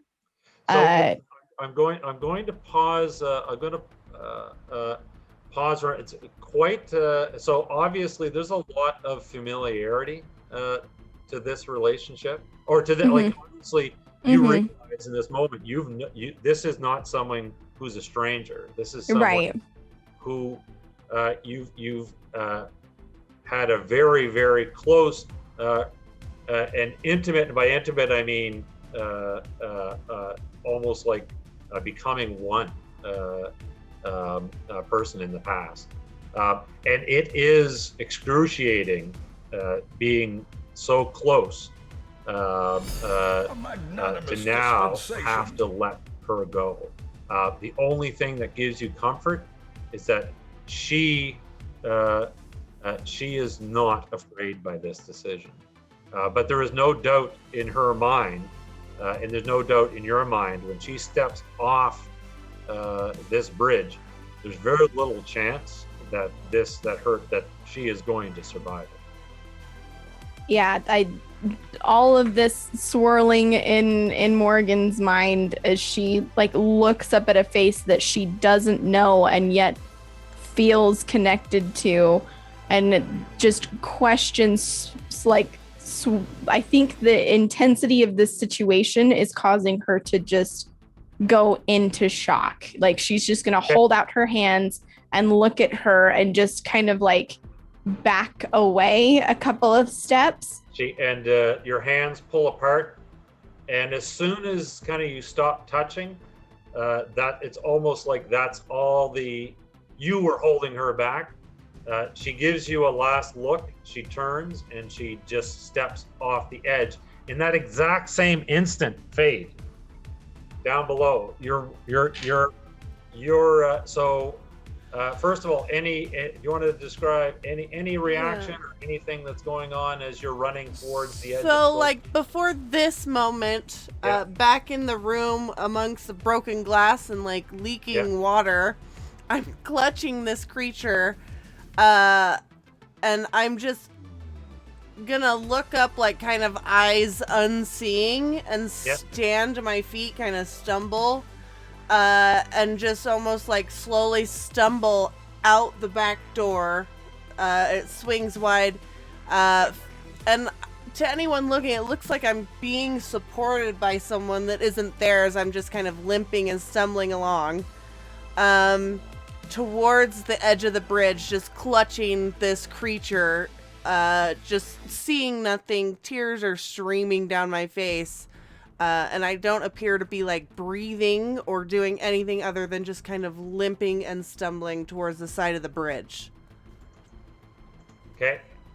And as you basically, so as Athena is stepping off the bridge, 10 stories above you, it's almost like you're in sync. You're doing the exact same thing. And you just gotta throw yourself over the side. Yeah, I feel like even without realizing it, I'm just mumbling like, they know who I am. Like almost in sync with Athena saying it. Okay. They don't know who you And are. as you step off, just as Athena I is need aware that to Morrigan protect is you. standing there and wants to stop her, a shadow moves. Someone does move to try and grab you, but they're too late. And as you fall, you turn, and as you're falling, you can see Derek Van Doren watching you as you fall to the into the water below. And you and Athena, kind of like, it's almost like boom, the sploosh, you go under, and then there would be darkness. This is quite the impact. So you lose consciousness. Absolutely. And she's gone, Morrigan. Suddenly, Protectorate soldiers are moving in all over the place. Peirce, Brittany will actually say to you, Peirce, and she'll say, there are very few avenues of escape left to us. So Kai, you see the Praetorians. You see Athena's got covered. Athena looks at you, Kai, and she's like, we're not firing on Praetorians, are we? Not if we get out of here first. Okay, she goes, it's not looking good. You can see the Praetorians are coming from everywhere. More drones are coming in. So Peirce, because you are, so basically, if you're going to get out of here and avoid getting captured, it's really going to come down to you. But you've lost sight of Morrigan. So here's the deal: if you don't, I'm going to make it more difficult if you try and find Morrigan or wait for her. So what's your call on that? Akira's like, we have to go now or never. Brittany, get us out of here. Okay, this is going to be a navigation roll underneath Acuity. Oh, you sure? I am sure, yeah. Oh no! SeaTac is closing. Unless you can come up with a. So you have essentially you have about 20 Praetorians within a block. They're scouring the area. Additionally, by this time, Psychosec. Psychosec is now also around. Like there's so many people around. Now there's drones trying to track your movements. Okay, I think we can do this. Okay, I rolled a 5 under 6. 5 under 6. Now here, Kai. I am going to roll for the commander of the SeaTac unit. I'm going to roll their search and see who gets the most number of successes. However, I'll throw it over to Kai. You do know what they're doing. Troop movements. In fact, there's probably like a HUD that shows you the positions of various units. They've got a pretty, they're closing the net. Unless you can think of, you actually have comms, and you can actually make requests of the support team who's flying the drones and the support team who is intelligence. Like you have comms. If you can think of a creative way to utilize that, then albeit. Otherwise, we'll go with Peirce's 1 success, and we'll see what happens. Can I also, with Brittany helping, it would make sense that she would be running a little bit of interference as well. And since Brittany is helping, I do get +2 when hiding myself from systems. Oh, okay.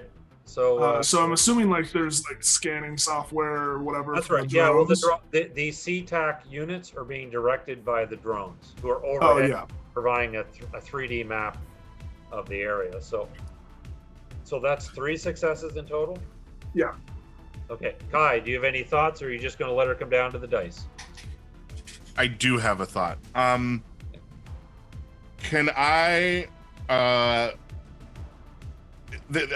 of one of the drones outside, one of them has to see, I'm hoping, fade with this creature falling off the edge of the bridge, right? Oh yeah, well actually, that's a good question.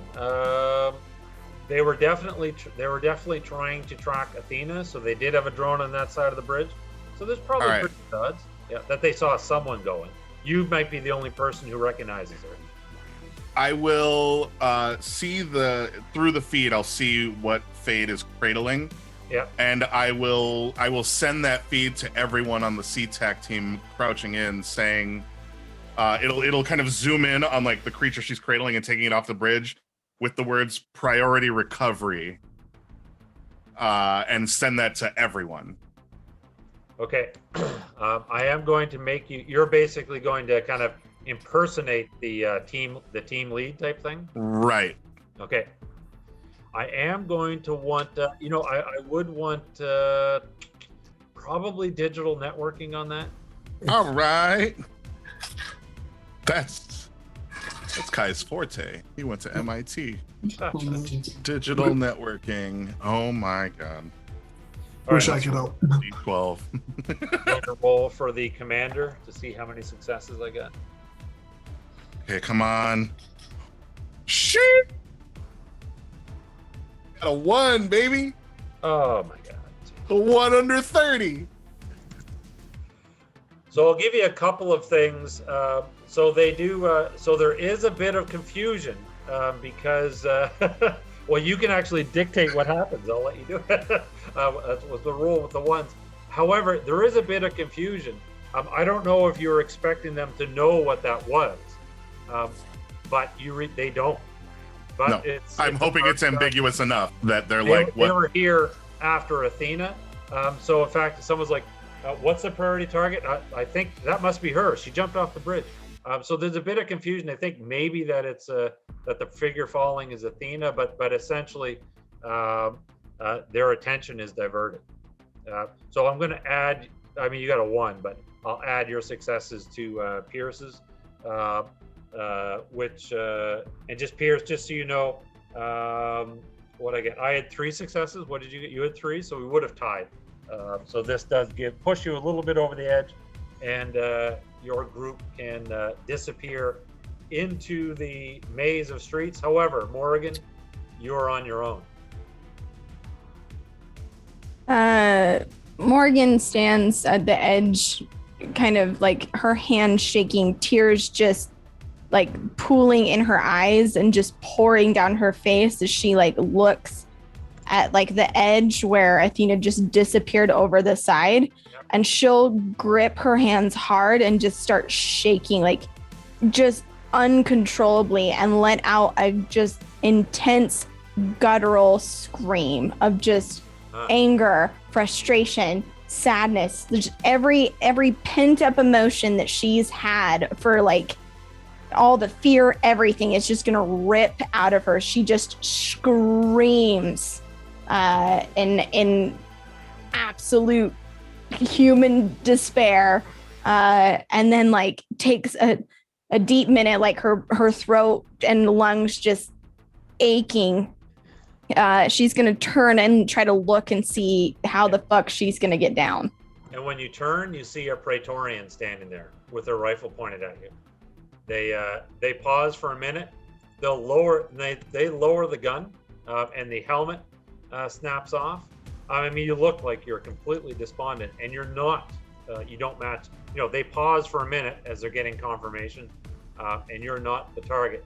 But the helmet snaps off, and Luca, you always miss out. I've been trying to connect you with this NPC for a bit, but the helmet comes back, and she goes, "Are you all right?" Morgan will just look at her, and like her eyes are wide, like her amount of fucks to give, completely exhausted, and she'll just. Come with me. I'll get you to safety. It's not safe here. So she holds out a hand. Morgan will, again, in shock, will just reach out and take the hand offered. She takes it, and as you and so you actually group up with the CTAC team, and as they so basically they hand you like a canteen of water and stuff like that. They'll be like, "Who's she?" I found her over there. It looks like she'll look at you and she goes, Do you have ID? She just not. One of them goes, not surprising. Nobody has ID in this place. And she goes, we'll just escort her out of the conflict zone. And they're just kind of chatting back and forth, like standard protocol, more or less ignoring you. But one of them will come up and hand you a canteen of water. Here, have a drink. And she'll just take it and kind of hold it in her hands, just and like his helmet snaps back as well. Yep. So go ahead. Sorry. No, she just takes it and kind of like looks at it, like not knowing what to do. You can actually hear chatter. Well, she went in, you hear chatter like, we think the target went into the bay. Let's get search teams, but who knows if we'll find her. So it looks like they're standing down, but they want it to some extent in terms of their search, but they're going to start moving as they make their exit from the top of the building. Suddenly it's like when they get down to the street level, suddenly it's all guns are up as Van Doren's men appear. You don't recognize Derek Van Doren, but it's almost like a three-way standoff as Psychosec troops or Psychosec corporate goons, Van Doren goons. All of a sudden, the Protectorate CTAC is surrounded, and with there's probably 50 guns pointed at different things. The woman that you met, who's in charge, she actually steps forward, and you can say she's like, "Are you insane? Do you have any idea what will happen if you fire on us?" She says directly to Van Doren, and they'll step forward, have a bit of an interaction. And again, there's a lot going on. You can slip away if you want, so it's up to you. I think she would.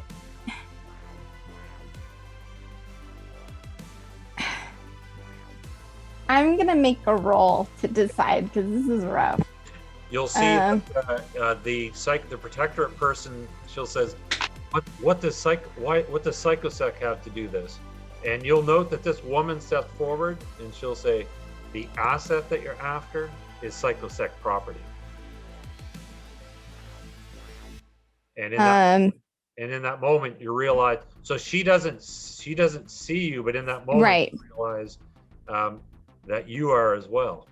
Yeah, no, Morgan will, hearing, like, it's like that, in the movies after there's like a loud sound and that tinnitus sound that like, and you can like just barely hear like the murmurs of voices, like kind of around her as she just holds that canteen in her hands, just staring at it and like replaying like the visuals of like Athena's face up close, Athena falling over the edge.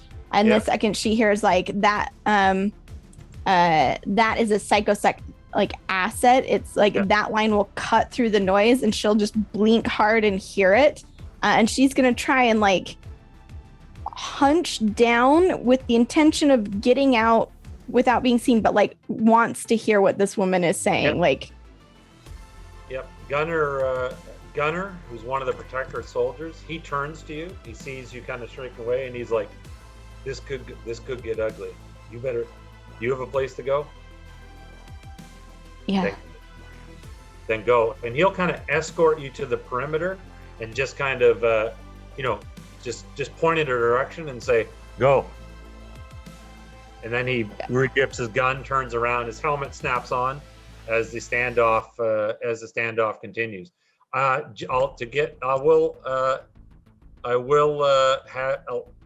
get you to make what's a good one here. I'll let you do a stealth roll just to pick up a little bit more information, and then you can get out of there. Awesome. That's a 3 under 5. Okay, so you can see that there's an exchange between Trask, Khan, and Van Doren, and Trask will bring up. She basically goes on her Oni. She has a PDA, and she very quickly is able. She's like, "You want authorization? Here's authorization." She hands it to Khan, and she says, And Khan takes a look at it, and you'll see Trask will say, any recovery of the asset, I'm to be notified immediately. Is that understood? And Khan just kind of shakes her head. She goes, shoot it over the bridge. No one's going to survive that, she says. And Trask will, but she shrugs, and you'll notice that you'll learn that Van Doren, Trask will turn to him and say, just kind of say something like, nice job for letting her get away. And you realize that Van Doren is on their payroll. So Trask, in a moment, is now suddenly in charge, but you can slip away. And when they say no one can survive that fall, we will switch to, did I lose Luca? No, she just closed for dramatic effect. Oh, okay. As we say, nobody can survive that fall. The question is, can Fade? Well, thankfully, you have a synthetic skin, but I am going to give you some damage. But to some extent, let's make a toughness roll. That's under strength. Oh no. How tough are you? Only a D10 worth of tough. Though I do have a 4 threshold, so. All right. And I got a 9. You got a 9. So however much you fail it by, that's the multiplier for damage. Don't forget, damage threshold is quickly recovered. Stack points. My damage threshold is 40 and I have 50 of damage. No, I'm going to roll it. So okay. You missed it by 5. So I'll roll 5. Yeah. So there will be you could potentially you could get a crap load of damage as opposed to doing a multiplier. I'm rolling. I like the bell curve, so I'm going to roll them. Luca, you can spend up to 4 stack points to make that less if you want. I mean, well, do you want to? I'll give you the damage, and then you can decide. Yeah, because I did go over a bridge into water. I'm willing to accept the damage that would cause. Yeah. So here's the deal. Yeah, and this is my new stricter GM. No. Yeah, so it's going to be 55 damage. That's a lot. Yeah. Okay. But you have 50. My damage threshold says 40, and then my health points is 16.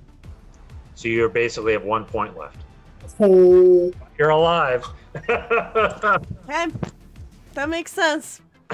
So yeah, so damage threshold is something that recovers after like a short rest.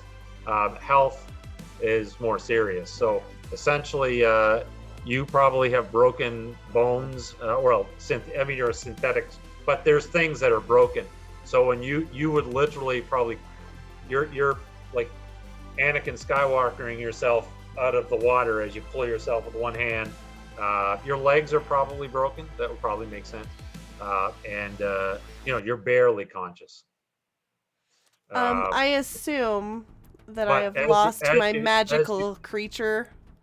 The question is, so you want to hang on to it? Was that what your goal was? I don't know how aware I would have been. I just know I was clutching that thing when I went over. Yeah. And it could potentially be clutching you back. So I guess the question is, let's put this up to fate. Of course, you can spend stock points. So this is going as well if you want. No, I will let fate decide. David, I don't know if this is going to influence what's going on right now, but we do have a pink backpack item. Oh, okay. It might not influence this moment. I won't necessarily influence this exact moment because I know what pink backpack items are, and I don't have ones related to keeping a creature. However, if the person who bought the pink backpack item, if they would rather use that to allow Fade to keep the creature, I'll let that happen. They just have to type in chat if they want the It's backpack purple, item. Yeah. Purple, do you want me to have a singing octopus still with me, or is it lost to the waters? So backpack item or singing octopus. Yes. Yes okay. is not an answer. I assume that Keep was the fish. Okay. Yes, okay. So you somehow managed to keep the shore. So it is still clinging to you. However, you no longer feel connected to Morrigan or Athena. However, you did experience Athena's death. So when you hit, it was like it's like impacting twice, right? So it was pretty, pretty significant. And you can actually hear. You can barely see, and you can hear someone say, "Over here." She's over here. I assume I am just like curled up, clutching this creature with Yeah, the water still kind of lapping on us. You have broken legs. The odds are you're not. In fact, there's no odds. You can't get away. No, I assume I would try and like if someone were to come and try and touch me, I would try and like get my blade out, but it's probably just gonna like fizzle or something really sad since everything's broken and I'm just laying there holding this creature. Suddenly someone's got you. And it's like, she's here, she's alive. She's alive. Wyatt, she's over here. Don't worry, I got you, sweetie, says Gordon, or Gertie, as they haul you up to the thing. Wyatt bends down and he's like, God damn it, Fade. You're lucky Enzio is tracking your movements. Let's get her out of here. Enzio, we need an evac. And they pick you up, and you feel well, you could describe how you feel, but you all of a sudden you feel safe. Yeah, I feel like if I'm conscious, it's kind of in and out of consciousness, and I feel like I would just be mumbling Athena's words over and over again, just clutching this creature. And Wyatt is like, what the hell is this? Gertie goes, I have no idea, but she's hugging it. Like, remember the bear that she had when she was a kid? All right, let's go. And they drag you out of there. Meanwhile, Peirce and Kai, you can you're clear of the bridge, but you've lost Fade and you've lost Morrigan. Although you guys have comms, so Morrigan, I don't know whether you are disconnected but you right now are just wandering the alleys and streets of the Golden Gate Bridge. Yeah, I think once Morrigan gets far enough away from the scene of where it was, she would kind of stumble into a lit space and just she'd have a breakdown. She would literally kind of fall down against a wall on her hands and knees and curl up into a ball and just have a full-blown fucking meltdown. All right. Would you try and go anywhere, or would you just try to find the closest hole to crawl into? It would just be as soon as she got a couple of blocks away from this thing, she maybe back the way that they came, she would just the second she saw a spot that she could sit and lose it, she would. For sure. Okay. And again, in this neighborhood, crazy stuff is happening all the time. So you can, and nobody really pays attention, and nobody really cares as they just kind of walk past. But as you let it out. So Peirce and Kai, what are you? And Kira's with you. What are you guys doing now that you're free of the bridge? Well, what was our evac? On foot, I guess. Yeah. Oh. Yeah. Would we have been able to get off the bridge on foot? I thought there was a perimeter. There is. The problem is that the perimeter is so. The number of acts of ways to get in and out of this neighborhood are so many that it is virtually impossible to cover them all. So because you guys made your rolls, with Brittany's help, you can basically find an alley they missed. Okay. We'll need to circle back. Yeah. Did you see what happened to either of them? I lost track of Fade in the building, and Morrigan, she just disappeared. Sort of. And I'll keep the screenshot and I'll send it Okay. to So- Peirce via. So it looks Funny. like Fade went off the bridge. She's carrying something. You have no idea what it is. Looks like some type of plant.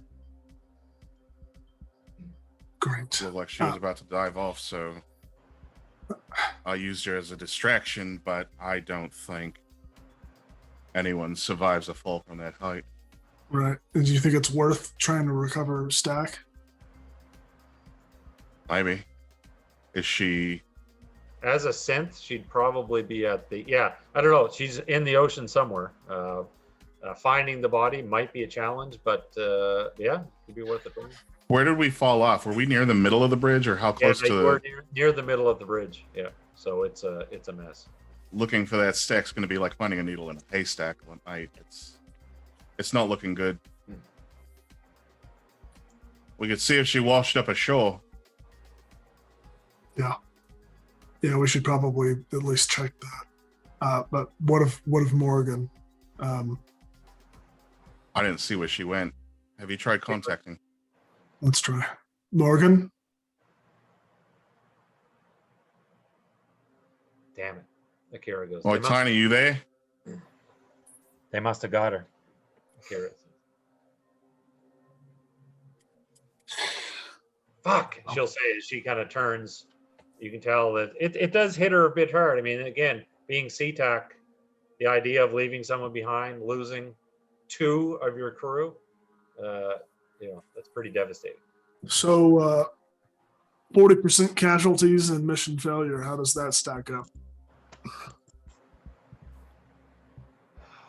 Is that the worst you guys have experienced? Not nearly.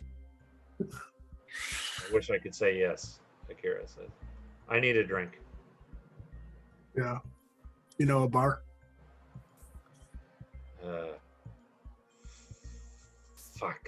The diner. She'll say, she goes, I can't believe I just said that. We should break the news to the AI. He's going to be devastated. Actually, he might be. Maybe we should break the news to him.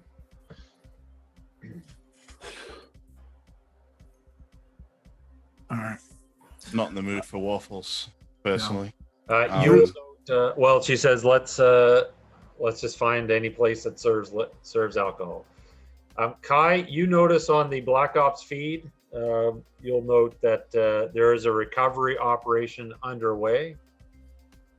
So they are trying to recover bodies from the bay. The drones can actually go underwater, so they've been deployed. Well, Praetorians are covering everything that fell off the bridge, so... At the very least, you might receive notification if they find anything. Yeah, we're not going to be able to get ahead of them on that. Although, you know what? This is I just because you would know this, every Praetorian has a camera and that feed is recorded. You can do searches through it if you want.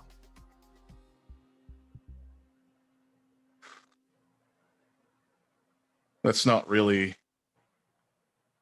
Kai's forte. No. But if I can make a copy and forward those to Peirce's Oni, because that is his forte. Oh, he loves going through data. Yeah. It's like a pig in shit. Okay. All right. So you guys will find a spot and just start drinking. Fade, you actually wake up in your old room. You fell unconscious for a bit, and you probably have a nice comforter on you. I don't know. Actually, if they kept your room, how would you describe it? If they kept my room, it would be a cot in the corner, with a very ratty blanket and a very ratty little bear. And then just on the walls are random drawings or sketches or cutouts of anything that would have ever been paper that I could have put on there, or if it's like Okay. like a cork board that's digital, I guess, would be flickering with like images of different faces, like as I practiced assuming different forms with every upgrade. Oh, very cool. As you kind of look around, you can see your familiar room, and Enzio is standing over you. He goes, "You're awake." Gertie Gertie told me to bring you some soup. He says, "But I brought you cake." I'm gonna look around and realize where I am and sit up. You're lucky to be alive, cuz. Sorry for tracking you, but What happened? I think you fell off the bridge. Where's the music? Oh, I can play music. What do you want to hear? The shiny, there was an animal or a plant. Oh, I put it in the bathtub.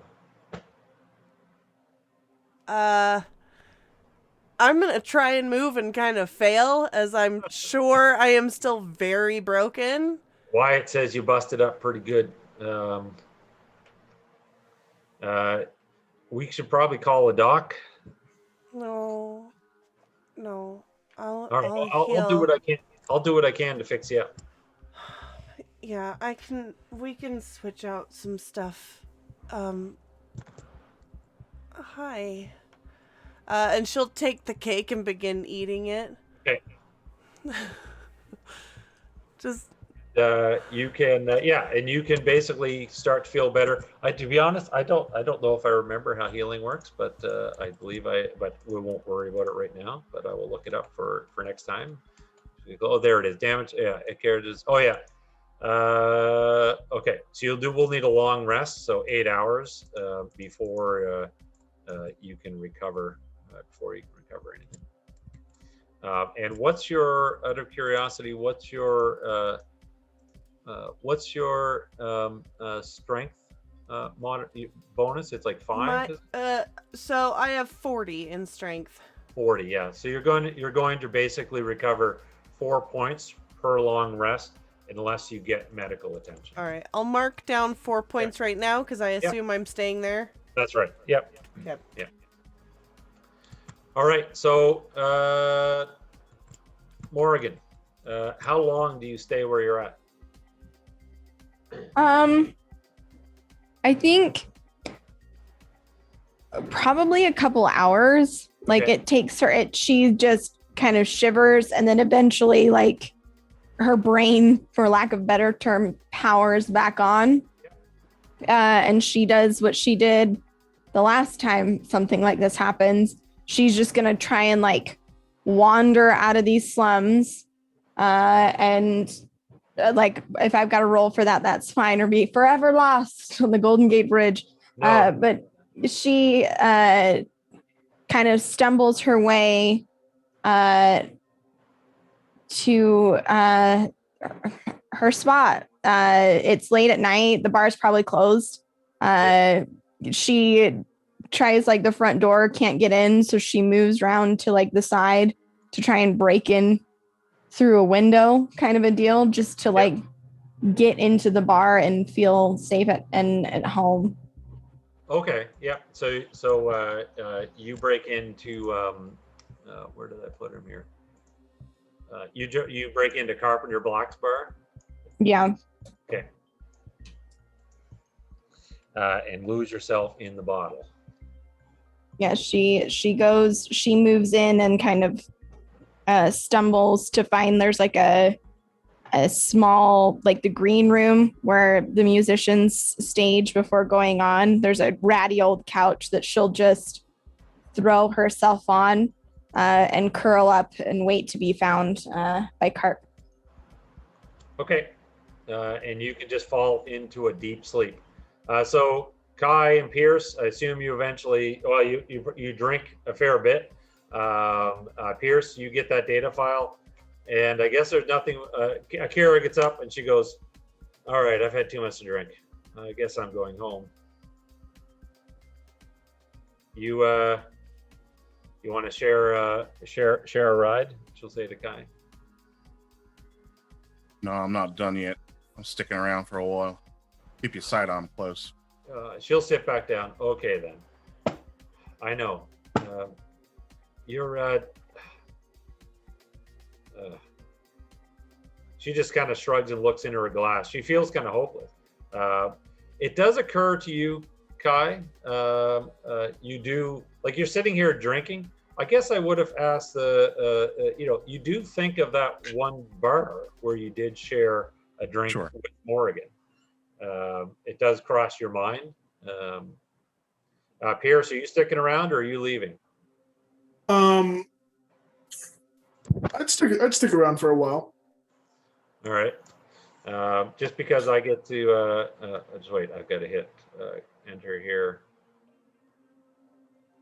And we're getting close to the end of tonight's session, but there are just a couple more events, and one in particular that I need to pay to have happen. So that's going to.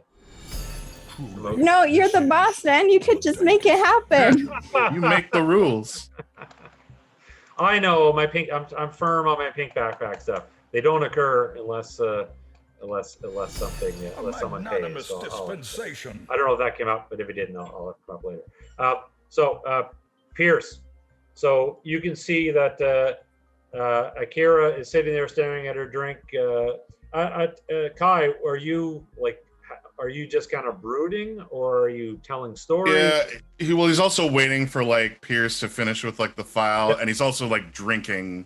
So Peirce, He's give me he's drinking to forget, and he's there'll be a few kind of stories. Kara will be talking about some of the old days or whatever. But Peirce, give me your data analysis roll.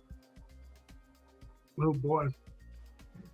Not to hack into anything. This is actually taking large amounts of data and sifting through it.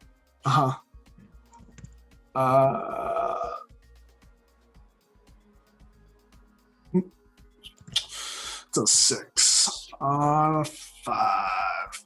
Unless I can use my deck. I have Brittany help me. Yeah, you can use your deck. Absolutely. Yes, that's what an AI is for. Okay, that is a 6 on a 6 then. Okay, I'll let you ask me one question about the data. And this is just the recording from. This is all of the So this is all of the recordings from all the Praetorians. Now, if you want to spend stack points to get more successes, you can ask more questions. But in this case, you just made it, so you get to kind of discover one thing. What type of thing are you looking for? I know, or you can just leave it to me. That's up to you. Yeah, I'll leave it to you because I'm not necessarily looking for something specific, but just trying to find the. You find Morrigan. You find a video of Morrigan. The feed is attached to 2 CTAC officers. One of them would be Gunner, and the other is I'll move you back to that screen there. Yeah, so two CTAC officers, Gunner and Khan. You see Khan seems to rescue Morrigan from the roof. Gunner hands her a canteen of water. You see the standoff between all of the factions, and then Psychosec appears to take control and forces the Protectorate to stand down, or the CTAC to stand down. And then Gunner appears to help Morrigan escape, and he just kind of directs her off, and she disappears from view. Well, Kai, looks like our friend is still alive, or at least from these records seems to be. I don't know about now. Akira's like, then why isn't she answering? Damn it, she probably got mugged or something. It might also be that she can take care of herself. She's all right. Right. I mean, she wanted to rescue this person so badly, and this person took a swan dive off the Golden Gate. She's probably just torn up. It's a first mission on her own that wasn't assigned to her. I'd be fucked up about it too. Me too. She'll raise a glass. Let's drink to that. You're being fucked up, she'll say as she puts her glass up. Brittany, this is just for you, Peirce. Saren, something unusual is happening. I'm receiving a message on a channel reserved for envoys. It hasn't been used in, she'll say, like 20 years. Okay. Do you want me to send it to you? It's not a live message. It's a static message. It's like a voicemail.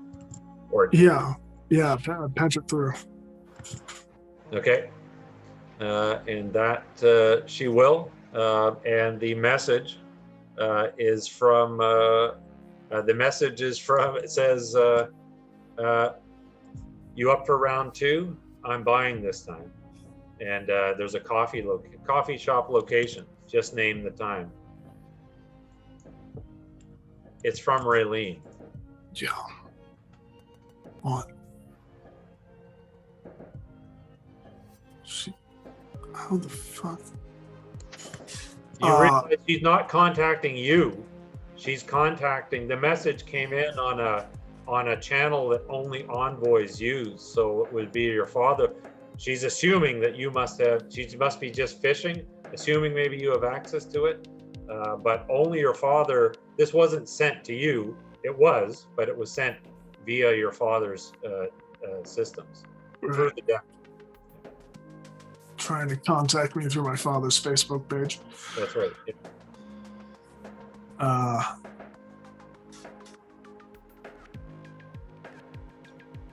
I'll just respond back with a time for like tomorrow Okay. evening or something like that. All right. I'll be waiting. You'll get a reply quite promptly.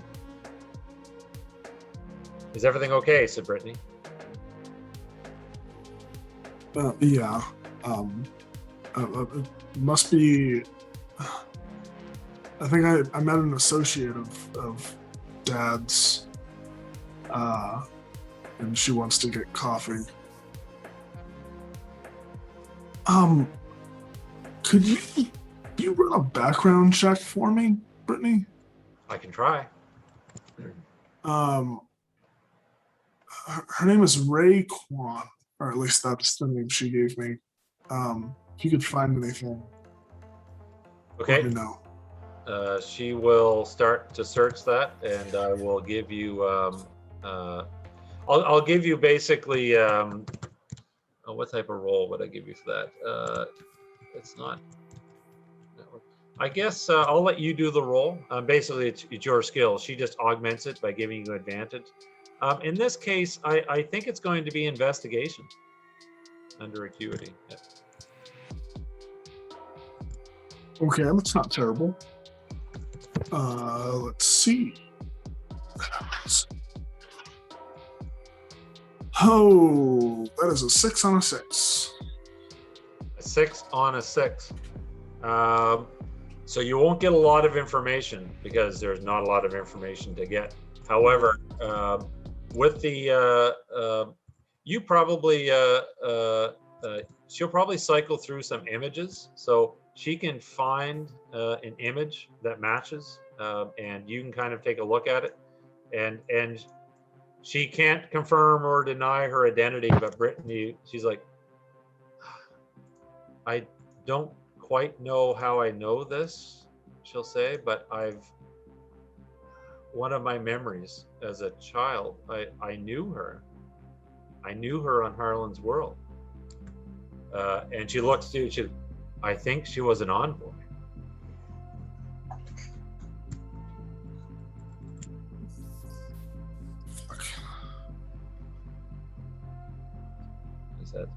So, I guess we'll switch over to. So, Kai, are you doing? So, besides your brooding, the Black Ops thing. There's an update. Body has been recovered. You can probably look at the footage. It is, it would be Athena. You can see that the body, it's probably like a scene with like emergency vehicles, the body on a gurney on the side of the bay. Psychosec would be there. The Praetorians kind of drag the body out, and you'll see that Trask, who is this person, she actually walks right over to it. Geez, I got too many pictures here. She walks right over to the body, takes out a knife, and just rough, just cuts the stack right out of it. She holds it up. She takes a device, would drop the stack into it, and after a few minutes of analysis, she pulls the stack out, says something like, "God damn it," and just throws it back into the ocean. And she turns and walks away. So very interesting. The stack appears to be empty. Is there anything in the report about what was found on it? There, no, because it's Psychosec, not CTAC. And at that point, the operation winds down and goes dark. For now.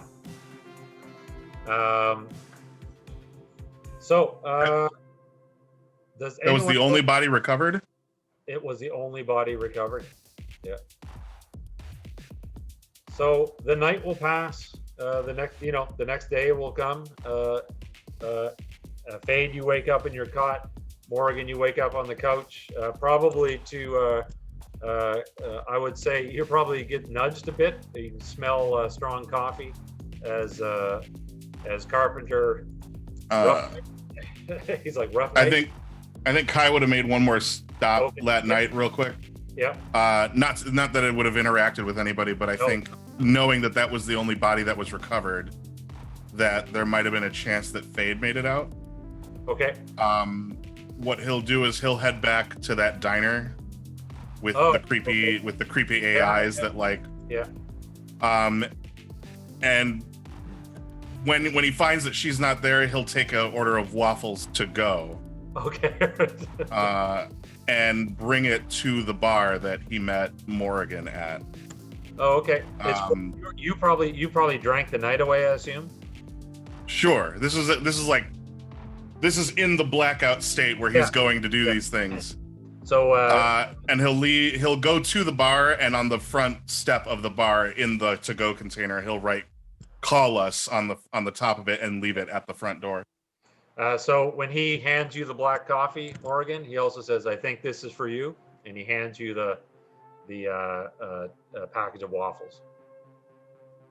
She'll kind of like stir, and there'll be that moment where she like doesn't, when you wake up in a place that like you don't remember, and there's like that moment of like, where the fuck am I? Like she'll have that moment, but then recognizing the worn down upholstery of this couch, she'll sigh, and like hearing Carpenter's voice, she'll turn and look, and she just looks like a wreck, like just dark circles, hair's messed up, she's got dirt and who knows else smeared all over, and she'll look at him, and her eyes, like she'll start to tear up and see the box in his hands. Yep.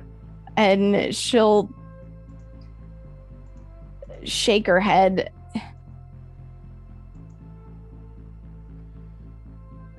Yeah, it just... Oh, sorry. Go ahead. No, it's okay, Carp. It's all right. I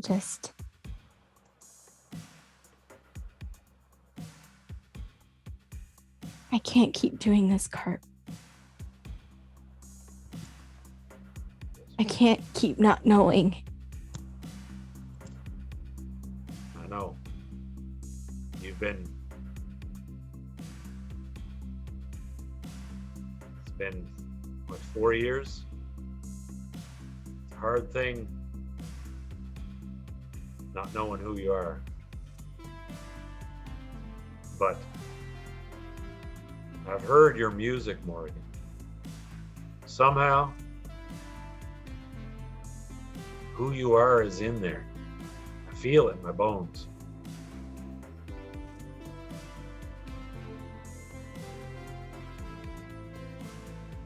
Sorry about the window. That's no matter. I should give you a key. No, it's okay. You in any It's okay. trouble? Is there anyone after you?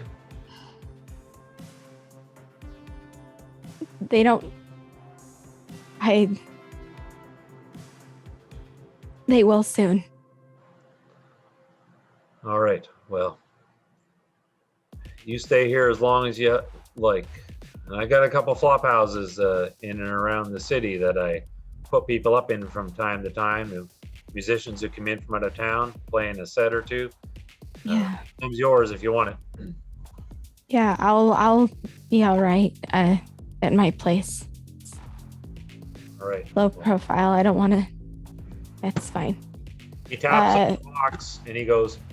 He taps on the box and with the waffles that has. He goes. Looks like I'm not the only one worried about you. Might want to check in. Yeah, Yeah. In your own time, I say. And he'll head and just start getting ready for the day. And again, he'll leave you to do. You can stay there for as long as you like. Yeah. She would sit in that room, just trying to like get the gumption to like get up, then kind of go about. She'd look at the waffles and flip it open to see like the message of call us and sigh at the overly sugary waffles. And she'd grab the an acoustic guitar that's probably leaned up somewhere in this room and bring it back, like sit on the edge of the couch and like ping her Oni and just send a quick note to Kai for him to receive whenever he wakes from his drunken stupor that says, I'm fine. Talk soon. And then she just lose herself in her playing. All right. And the music takes you away. So Fade, as you wake up and you're starting to move around today, Wyatt will come in, take a seat, and he's like, you almost got yourself killed. But I don't even really remember it. But I'm not going to give you a lecture, Fade. What I am going to say is, well, we might not be a crew anymore, but we're your family. And if you need us, Van Doren or anyone else, well, we'll be there with you. Understand? I understand. I need some different kind of help today though. And she's gonna try and like kind of shuffle to her feet, but like very limping, just kind of lean against the wall. She's like, I need some sort of aquarium and help getting to my place. All right, I think we can do that. What is that thing? I don't know. And she would... He'll actually say, unfortunately, I don't think it's doing well, but still alive, barely. All right, I'll get Enzio. You send Enzio what you need, he'll track it down. Yeah, and she would, upon getting the aquarium and getting help from her family here to try and like put a cover over the aquarium, and get it like moved, like they're just helping her move into a place, Well, when you walk into the bathroom where Enzio put it in the water, it's not doing well, and you're thinking in your mind because it probably needs salt water, but it's you can see there is suddenly it perks up a little bit. There's a little bit of recognition, and one of the tendrils the tendrils of the plant reaches over the edge of the tub and just kind of extends towards you. I'll reach out my hand towards it. And the connection that you felt the other day is quite weak. you don't, it doesn't have that same intensity, but there's a little spark of it there. Okay. And I assume in your mind you are committed to trying to save this. Yeah, I'm gonna get my family to help me move this aquarium, covered of course so Okay. no one on the street sees what it is, to my house, and I will absolutely like limp into a pet store somewhere, like one of those fancy fish places, and get some sort of information on water salinity. And then with that information in hand, I will limp back home, attempt to get this aquarium set up, and then I am going to send a message to Morrigan's Oni. Okay. And it's just going to be like 3 eggplants and a thumbs up. Okay. So Morrigan, you get 3 eggplants and a thumbs up from Fade. And then I'm gonna full on just pass out. Like, I'm gonna set up a blanket next to this aquarium in my safe house and just pass out on the blanket.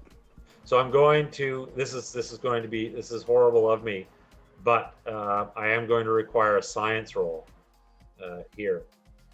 And I'm going to make you roll it because this is going to be based on the information. This is, what information do you give the pet owner that allows them to put together the setup? And it's going to be science.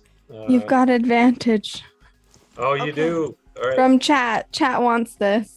Because it's because just saying I need a saltwater aquarium is unfortunate. Yeah, no, I would explain some sort of like plant creature, like an anemone. You know, like I would try and give as much information as I could. Trying to sound. I wouldn't bother putting on a. Where they conclude is they give you, here's the saltwater salinity of Earth. I rolled a 1. Ah. And it occurs to you that this is unlike anything that you've ever seen on Earth. So you suddenly go, and what popped, because you had the connection with it, for some reason with a 1, the words Neo Atlantis. So that's actually my planet of origin. So I would absolutely, if that were somewhere in the connection, I would absolutely just look up at them, like, kind of out of nowhere as a thought occurs to me and be like, can I get for the salinity on Neo Atlantis? Neo Atlantis. Well, nothing you can get here on Earth is going to survive that. All right. They'll bring it up, and they'll be like, "Here you go," and you've got the setup. Congratulations! Thanks to chat, because I'm telling you, if you had failed the roll, I was going to kill it. No, I was going to be you fall asleep when you wake up. I was going to use every stack point I had. Okay, but yeah, so like I would get all that, like I'm sure they loaded me up with equipment. I would get that back very Turner and Hooch style, just like setting it all out, like trying to get this plant set up with this aquarium. Okay. And send that message to Morrigan. You get it set up, you just kind of fall into a sleep.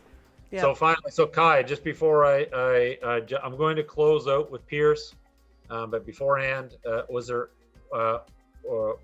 when Morrigan reached out to you?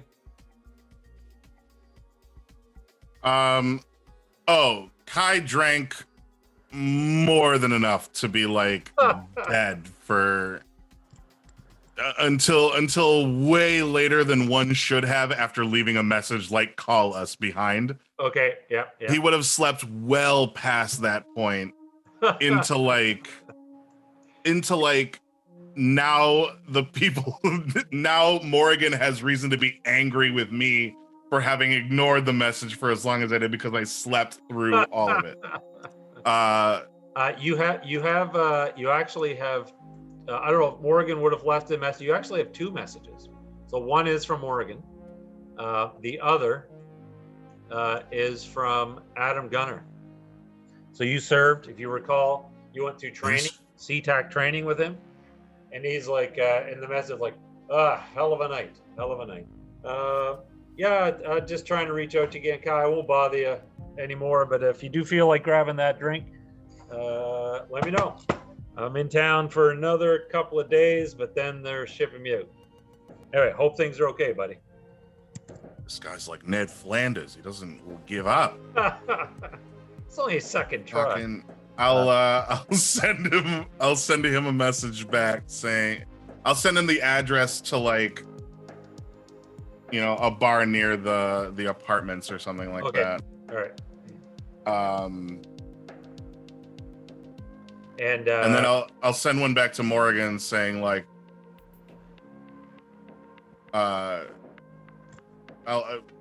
sure, when you're ready. Okay. And does Morrigan respond, or you just leave it at that for today? She just leaves it at that. Okay. So does Morrigan want to do anything else, or she goes home? Morgan spends the afternoon kind of in that, like, the day just full recovering. She will live on that couch. She will eventually kind of help Carp with the bar. She will just surrounding herself in the small comforts that she's like nurtured over the last 4 years. She will eventually return home to her apartment, but it will be late, and it will be without fanfare. So I am going to do one small event. So as you enter your apartment, you can Janine Forrester, all hours of the night, she's around, but she's your landlady. You meet her in the lobby, and she's like, "Oh my God, Morrigan, are you all right?" Yeah, sorry, Janine. Yeah, I'm fine. I'm fine. Oh, she goes, "Well, we'll get some rest. I'll bring you. I'll have something. I'll bring something up for you to eat." That's all right, Janine. I'm tired. I just need some rest. Thank you, though. She goes, and I imagine that witch Yellow Jacket isn't helping things. She says. And you go, she's mentioning that out of the blue. Yeah, she just would look at you like. So she just mentions that. Sorry, I have to ask you: is Janine a confidant, or no?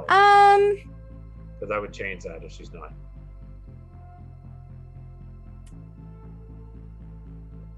Janine probably sees a lot of things, but I don't know if Morgan tells her. So we'll say. Does that make sense?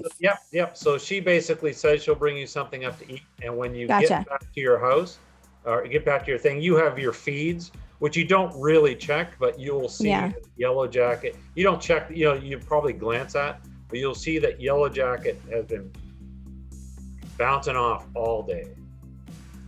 Yeah, Morgan will look at it, fucking cunt, and just toss her phone or her device away and crawl into bed. Okay, so you just look at it. So we'll save the message for today. You crawl into bed, and Yellow Jacket disappears. All right, and Peirce, you show up at the coffee shop. I do. And Raekwon or Reileen is waiting. She's sitting there. She's like, "Order whatever you want." I said I was buying. Okay. I'll order just coffee. Why? What do I owe the pleasure? Right. Well, it's kind of a long story. Your father and I go way back. What do you know about envoys?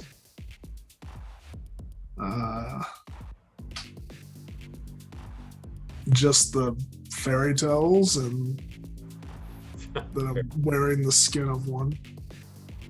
Well, she actually reaches out. She'll take your hand. A bit kind of.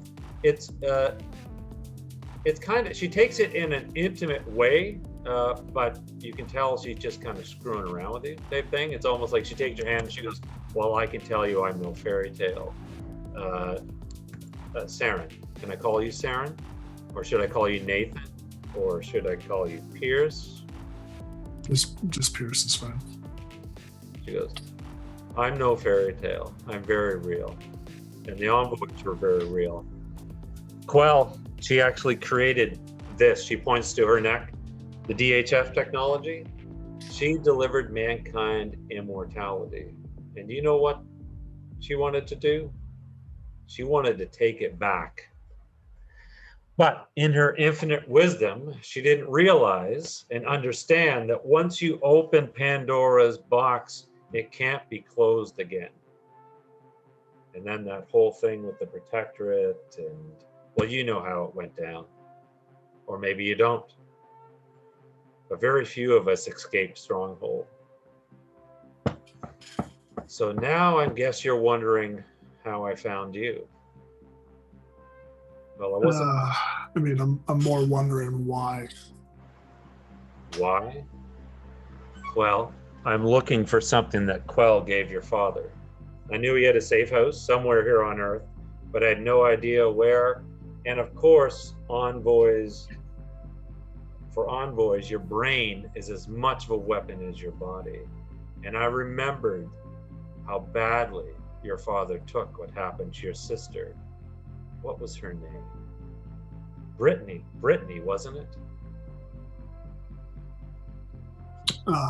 You were kind of young. Maybe you don't remember. I vaguely remember, but I don't think I ever even met her. Well, it broke your father. It broke his faith in Quell. I don't think he ever forgave himself. I don't think he was into the cause anymore. Quite frankly, neither was I. Your mother had wanted to leave, you know, but Quell thought it would look bad to the others.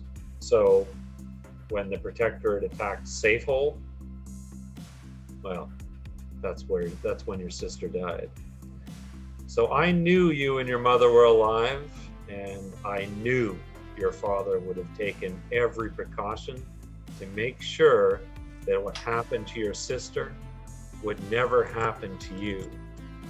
So I'm thinking all I need to do was gun you down and trace the signal. But your father built in safeguards. So the best I could do was to track it to this neighborhood. And I've been coming here ever since.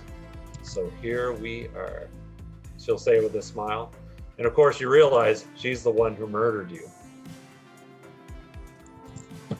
Now it's time for real conversations. And she snaps her fingers, and everybody in the coffee shop, including staff, stops what they're doing, gets up and leaves. She says, Quell gave your father an AI program. I want it. Give it to me and I'll make you richer than you can imagine. Power, if that's what you want, I can give it. Refuse, and we'll see whether you just look like your father or whether you can fight like him as well. We haven't found a AI program.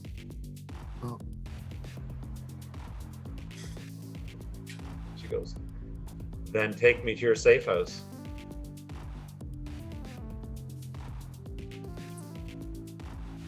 And that leaves me in kind of a compromising situation. You know what? My brother thought I was patient, but he was never really a good judge of my character. So she goes, frankly, if you don't give it to me, I'll just take it from you in VR. She says, your father was trained against torture. Something tells me you're not. And she basically pushes back her chair, and that's where we will end. Unless you want to give the final word. No final word, but just like a quick blinking motion. Yeah. And I'm sending Brittany Yeah. to Morrigan. Oh, okay. All right.